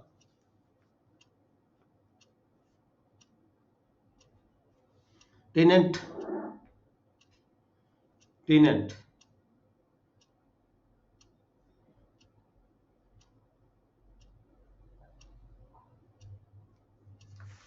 ਟੇਨੈਂਟ ਦਾ ਦੇਖੋ ਉੱਧਰ ਸੀਗਾ ਸਾਡਾ ਜਿਹੜਾ PEPSU act, Punjab act, agriculture ਚ ਵੀ ਹੈਗਾ ਸਰ। ਹਾਂ 3 ਦਾ 15, 3 ਦਾ 15 ਦੇਖੋ। ਇਹ 2 ਦਾ ਕੇ ਵੀ ਹੈ ਸਰ। ਉਹ ਥਾਂ ਤੇ ਹੋਏਗਾ ਰਿਫਾਰਮ ਐਕਟ ਦਾ 2 ਦਾ 16 ਵੀ ਹੈ ਜੀ। ਪੈਪਸੂ ਐਕਟ 2 ਦਾ ਕੀ? ਹਾਂ ਜਿੱਥੋਂ ਮਰਜ਼ੀ ਲਿਖ ਲਓ ਜੀ, ਸਾਰਿਆਂ 'ਚ ਹੀ ਹੋਏਗਾ। ਤਿੰਨ ਜਗ੍ਹਾ, 3-4 ਜਗ੍ਹਾ ਹੈਗਾ ਸਰ। ਇਹਦਾ ਤੁਹਾਡਾ ਇਹਦਾ 6 'ਚ ਵੀ ਹੈਗਾ ਟੇਨੈਂਟ, ਜਿਹੜਾ ਹੈਗਾ ਤੁਹਾਡਾ ਪੰਜਾਬ 53 ਦਾ 3 ਦਾ 6, 2 ਦਾ 6, ਸਾਰਿਆਂ ਚ ਹੈਗਾ। ਠੀਕ ਹੈ ਜੀ। ਜਿੱਥੋਂ ਮਰਜ਼ੀ ਲਿਖ ਦਿਓ। Small land owner, small land owner section 2 ਦਾ 2 ਲਿਖ ਲਓ ਜੀ ਪੈਪਸੂ ਐਕਟ ਦੇ ਵਿੱਚ, ਪੰਜਾਬ ਐਕਟ ਦੇ ਵਿੱਚ 2 ਦਾ 2, ਪੰਜਾਬ ਐਕਟ 2 ਦਾ 2, ਸਮਾਲ ਲੈਂਡ ਓਨਰ। ਨੋਟ ਕਰ ਲਓ ਜੀ, Punjab land act, sorry Punjab act ਦੇ ਵਿੱਚ 2 ਦਾ 2, 1953 ਵਾਲੇ ਐਕਟ ਦੇ ਵਿੱਚ ਸੈਕਸ਼ਨ 2 ਦਾ 2, ਸਮਾਲ ਲੈਂਡ ਓਨਰ। ਅੱਗੇ ਗਏ ਬੰਜਰ ਲੈਂਡ, ਬੰਜਰ ਲੈਂਡ, ਬੰਜਰ ਲੈਂਡ 1972 ਦਾ 3 ਦਾ 2 ਲਿਖ ਲਓ ਜੀ। 1972 ਦਾ 3 ਦਾ 2 ਬੰਜਰ ਲੈਂਡ। ਰਿਪੀਟ ਕਰਨਾ ਹੈ ਜੀ, ਰਿਪੀਟ ਕਰਨਾ ਕਿਹੜੇ ਬਾਰੇ? ਬੰਜਰ ਲੈਂਡ। ਬੰਜਰ ਲੈਂਡ 1972 ਦੇਖੋ, 1972 ਚ ਹੋਏਗਾ ਸ਼ਾਇਦ ਇਹ। ਇਹ 2 ਦਾ ਐਕਟ ਦਾ 2 ਹੈ ਜੀ, ਐਕਟ ਦਾ 2 ਹੈ ਜੀ। 3 ਦਾ 2 ਦੇਖੋ 1972 ਦੇ ਵਿੱਚ, 3 ਦਾ 2। ਇਹ ਸਰ ਉੱਧਰ ਵੀ ਆਉਂਦੀ ਹੈ ਐਗਰੀਕਲਚਰ, ਜਿੱਥੋਂ ਮਰਜ਼ੀ ਲਿਖ ਦਿਓ, ਜਿੱਥੋਂ ਮਰਜ਼ੀ ਲਿਖ ਦਿਓ, ਜਿੱਥੋਂ ਮਰਜ਼ੀ ਲਿਖ ਦਿਓ, ਠੀਕ ਹੈ ਜੀ। ਠੀਕ ਹੈ, ਇੱਕੋ ਹੀ ਆ ਦੋਨੋਂ, ਸੇਮ ਹੀ ਆ।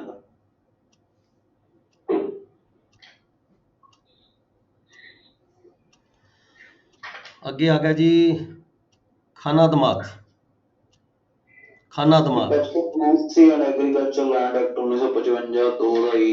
ਬਿਲਕੁਲ ਠੀਕ ਹੈ, ਬਿਲਕੁਲ ਠੀਕ ਹੈ। 2 ਦਾ ਈ ਪੈਪਸੂ ਐਕਟ, ਪੈਪਸੂ ਐਕਟ ਦਾ 2 ਦਾ ਈ ਖਾਨਾ ਦਮਾਤ। ਅੱਗੇ ਆ ਗਿਆ ਸਟੈਂਡਰਡ ਏਰੀਆ, ਇਹ 53 ਦਾ 2 ਦਾ 5 ਹੈ ਜੀ। ਬਿਲਕੁਲ ਠੀਕ ਹੈ।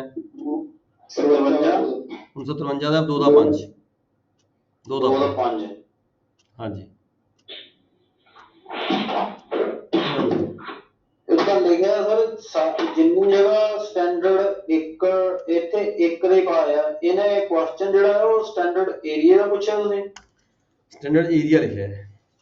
ਸਟੈਂਡਰਡ ਏਰੀਆ ਜਿਹੜਾ 16 ਦਾ ਡੈਫੀਨੇਸ਼ਨਸ ਹੈ ਸਰ, ਸੁਣਿਓ ਇੱਕ ਮਿੰਟ ਤੇ। ਹਾਂ ਜਿਹੜਾ ਇਹ ਡੈਫੀਨੇਸ਼ਨ ਹੈ ਉਹ ਸਟੈਂਡਰਡ ਏਕੜ ਦੀ ਆ। ਪੈਪਸੂਪਲੈਂਸੀ ਐਗਰੀਕਲਚਰ ਦੀ 2 ਦਾ ਜੇ, ਜਾਂ Punjab security of land tenures act 2 ਦਾ 5, 3 ਦਾ 5, ਸੌਰੀ 2 ਦਾ 5, ਇਹਨਾਂ ਚ ਸਟੈਂਡਰਡ ਏਕੜ ਸ਼ਬਦ ਲਿਖਿਆ ਆ। ਪਲੀਜ਼ ਦੱਸਿਓ ਏਰੀਆ ਆਊਗਾ ਕਿ ਏਕੜ ਸ਼ਬਦ ਆਊਗਾ? ਇੱਕ minute. Standard acre means a measure of area convertible into ordinary acres or any class of land according to the prescribed scale with reference to the quality of yield, quality of soil. Standard acre.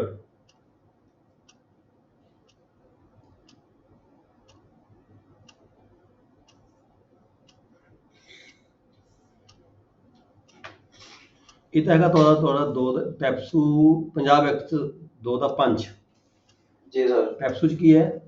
PEPSU ਚ ਵੀ ਹੈਗਾ 2 ਦਾ ਪੈਪਸੂ ਦੇ ਵਿੱਚ sir 2 ਦਾ 1 ਜੇ ਆਈ ਦੇਖਿਓ 2 ਆਈ 2 ਦਾ ਆਈ ਆਈ ਜੀ sir. Standard ਏਕੜ major of land same ਲਿਖਿਆ ਹੈ, ਵਰਡਿੰਗ ਤਾਂ ਉਹੀ ਲਿਖੀ ਹੈ। ਹਾਂ, ਏਕੜ ਸ਼ਬਦ ਲਿਖਿਆ। measure of land convertible with reference to yield from the quality of the soil into the ਦੇਖੋ ਗੱਲ ਤਾਂ ਹੈ, ਪਤਾ ਕੀ ਹੈ, ਮੇਨ ਤਾਂ ਗੱਲ ਹੈ ਕਿ ਕਿਸੇ ਵੀ ਰਕਬੇ ਨੂੰ ਕਿਸੇ ਵੀ ਰਕਬੇ ਨੂੰ 16 ਆਨੇ ਚ ਤਿਆਰ ਕਰਨਾ, ਚਾਹੇ ਉਹ ਏਕੜ ਹੈ, ਚਾਹੇ ਉਹ ਕਨਾਲ ਹੈ, ਚਾਹੇ ਕੋਈ ਮਰਲੇ ਹੈ, ਚਾਹੇ ਕੋਈ 10 ਕਨਾਲ ਹੈ, ਚਾਹੇ ਕੋਈ 5 ਕਨਾਲ ਹੈ, ਚਾਹੇ ਕੋਈ 4 ਕਨਾਲ ਹੈ। ਜਦੋਂ ਅਸੀਂ ਇਸ ਨੂੰ 16 ਆਨੇ ਚ ਕਨਵਰਟ ਕਰ ਦਿੰਦੇ ਹਾਂ, ਉਹ ਸਟੈਂਡਰਡ ਏਰੀਆ ਬਣ ਜਾਂਦਾ ਹੈ। ਸਟੈਂਡਰਡ ਏਰੀਆ ਸਰ ਪਰਮਿਸਿਵ, ਦੇਖੋ ਨਾ ਤਾਂ ਇੱਥੇ ਪਰਮਿਸਿਬਲ ਏਰੀਆ ਹੈ, ਨਾ ਹੀ ਸਰਪਲਸ ਏਰੀਆ ਹੈ। ਠੀਕ ਹੈ, ਪਰਮਿਸਿਬਲ ਏਰੀਆ ਵਰਡ ਨਹੀਂ ਹੈ, ਸਰਪਲਸ ਏਰੀਆ ਵਰਡ ਨਹੀਂ ਹੈ, ਸਟੈਂਡਰਡ ਏਰੀਆ ਵਰਡ ਹੈ। ਸਟੈਂਡਰਡ ਏਰੀਆ ਮਤਲਬ ਜਦੋਂ ਵੀ ਕਿਸੇ ਏਰੀਆ ਨੂੰ ਅਸੀਂ ਕਨਵਰਟ ਕਰ ਦਿੰਦੇ ਹਾਂ, ਉਸ ਨੂੰ 16 ਆਨੇ ਦੇ ਵਿੱਚ ਕਨਵਰਟ ਕਰ ਦਿੰਦੇ ਹਾਂ, ਤਾਂ ਉਹ ਸਟੈਂਡਰਡ ਏਰੀਆ ਬਣ ਜਾਂਦਾ ਹੈ। ਠੀਕ ਹੈ, ਠੀਕ ਹੈ ਜੀ। ਹਾਂ, ਇਹਨੇ ਲਿਖ ਦੇਣਾ, ਆਪਣੇ ਕੋਲ ਲਿਖ ਦਿਓ, ਬਸ ਸੈਕਸ਼ਨ ਇਹੀ ਪਾ ਦਿਓ, ਤਾਂ ਉੱਥੇ ਤੁਸੀਂ ਲਿਖ ਦਿਓ ਆਪਣੇ ਮੁਤਾਬਕ। ਕਿਹੜੀ ਬੁੱਕ ਹੈ ਰਸਾ ਦੱਸਣਾ ਜਰਾ ਦੁਬਾਰਾ? ਪਤਾ ਹੈ ਨੈਵਰੇਜ ਦਾ ਹਵਾਲਾ ਵੀ ਹੈ ਜੀ। ਜਿਹੜਾ ਮਰਜ਼ੀ ਲਿਖ ਦਿਓ ਜੀ, ਦੋਹੇ ਗੱਲਾਂ ਨੇ। ਜੇ ਲੈਂਡ ਫਾਰਮ ਚ ਤੁਹਾਡੇ ਸਿਲੇਬਸ ਦੇ ਵਿੱਚ ਸਾਰੇ ਹੈਗੇ ਆ, ਜਿਹੜੇ ਮਰਜ਼ੀ ਦਾ ਲਿਖ ਦਿਓ, ਇੱਕੋ ਗੱਲ ਹੈਗੀ ਹੈ। ਕਿਉਂਕਿ ਦੇਖੋ ਉਹ ਜਿਹੜਾ 53 ਦਾ ਐਕਟ ਬਣਿਆ ਸੀਗਾ, ਇਹ ਪੰਜਾਬ ਨੇ ਬਣਾਇਆ ਸੀਗਾ। ਪੰਜਾਬ ਦੇ ਪੈਰਲਲ ਫਿਰ ਪੈਪਸੂ ਨੇ ਬਣਾਤਾ, 55 ਚ ਬਣਾਤਾ। ਪੰਜਾਬ ਦੇ ਪੈਰਲਲ ਪੈਪਸੂ ਨੇ ਬਣਾਤਾ, ਫਿਰ ਪੰਜਾਬ ਨੇ ਦੋਹੇ ਖਤਮ ਕਰਕੇ 1972 ਬਣਾਤਾ। ਠੀਕ ਹੈ, ਹੁਣ ਦੋਨੇ ਇਹ ਐਕਟ ਇਸ ਵੇਲੇ ਉਹ ਚ ਨਹੀਂ ਹੈਗੇ, ਦੋਨੇ ਰਿਪੀਲ ਹੋ ਚੁੱਕੇ ਨੇ, ਪਰ ਤੁਹਾਡੇ ਸਿਲੇਬਸ ਚ ਹੈਗੇ ਆ। ਸਿਲੇਬਸ ਤਾਂ ਦਿੱਤੇ ਗਏ ਤਾਂ ਕਿ ਸਮਝ ਆ ਜਾਏ ਸਾਨੂੰ ਵੀ ਅਸੀਂ ਪਹਿਲਾਂ ਕੀ ਪੋਜੀਸ਼ਨ ਸੀਗੀ, ਹੁਣ ਕੀ ਪੋਜੀਸ਼ਨ ਹੈ। ਠੀਕ ਹੈ ਜੀ, ਅੱਜ ਦਾ ਜਿਹੜਾ ਕਲਾਸ ਹੈ ਅਸੀਂ ਇੱਥੇ ਖਤਮ ਕਰਾਂਗੇ। ਅੱਜ ਦੀ ਕਲਾਸ ਇੱਥੇ ਖਤਮ ਕਰਾਂਗੇ। ਕੋਈ ਕੁਐਸਚਨ ਕਿਸੇ ਦਾ ਹੈਗਾ? ਹਾਂਜੀ, ਖਾਨਾ ਦਮਾਤ 1955 ਐਕਟ 1955 ਪੈਪਸੂ ਐਕਟ ਦਾ 1955 2 ਦਾ ਈ ਪਾਰਟ।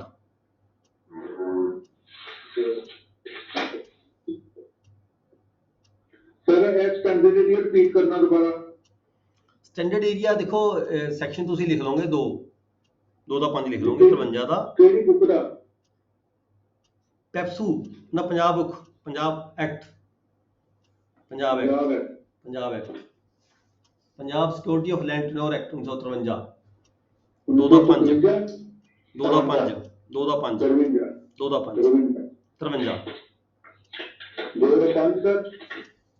ਹਾਂਜੀ 2 ਦਾ 5। ਸਟੈਂਡਰਡ ਏਕੜ ਹੈ ਇੱਥੇ ਲਿਖਿਆ। ਕੋਈ ਗੱਲ ਨਹੀਂ, ਸਟੈਂਡਰਡ ਏਕੜ ਤੋਂ ਤੁਸੀਂ ਨਾਲ ਲੈਣ ਲਿਖ ਦੋਗੇ ਨਾ, ਵੀ ਜਦੋਂ ਏਰੀਆ ਨੂੰ ਕਿਸੇ ਨੂੰ ਆਪਾਂ ਕਨਵਰਟ ਕਰਦੇ ਹਾਂ।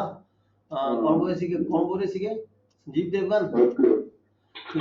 ਜਦੋਂ ਅਸੀਂ ਨਾਲ ਇਹ ਡੈਫੀਨੇਸ਼ਨ ਲਿਖ ਕੇ ਨਾਲ ਤੁਸੀਂ ਇੱਕ ਲਾਈਨ ਲਿਖ ਦਿਓ ਵੀ ਕਿਸੇ ਵੀ ਏਰੀਆ ਨੂੰ ਵੈਦਰ ਉਹ ਕਿੰਨਾ ਵੀ ਹੋਵੇ, 2 ਕਨਾਲ ਹੋਵੇ, 4 ਕਨਾਲ ਹੋਵੇ, 5 ਕਨਾਲ ਹੋਵੇ, 8 ਕਨਾਲ ਹੋਵੇ, 16 ਕਨਾਲ ਹੋਵੇ, ਜਦੋਂ ਤੁਸੀਂ ਉਸ ਨੂੰ 16 ਆਨੇ ਚ ਤਬਦੀਲ ਕਰ ਦਿੰਦੇ ਆ ਤਾਂ ਉਹ ਸਟੈਂਡਰਡ ਏਰੀਆ ਬਣ ਜਾਂਦਾ।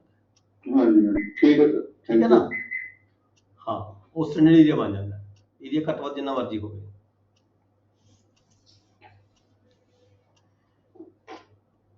ਠੀਕ ਹੈ ਜੀ, ਕਲਾਸ ਖਤਮ ਕਰਨ ਤੋਂ ਪਹਿਲਾਂ ਕੋਈ ਹੋਰ ਕੁਐਸਚਨ ਕਿਸੇ ਦਾ ਹੋਵੇ? ਕੱਲ ਅਸੀਂ ਪੜਾਂਗੇ ਪੇਪਰ ਨੰਬਰ 5 ठीक है जी, थोड़ा पहला एडवांस पढ़ लियो।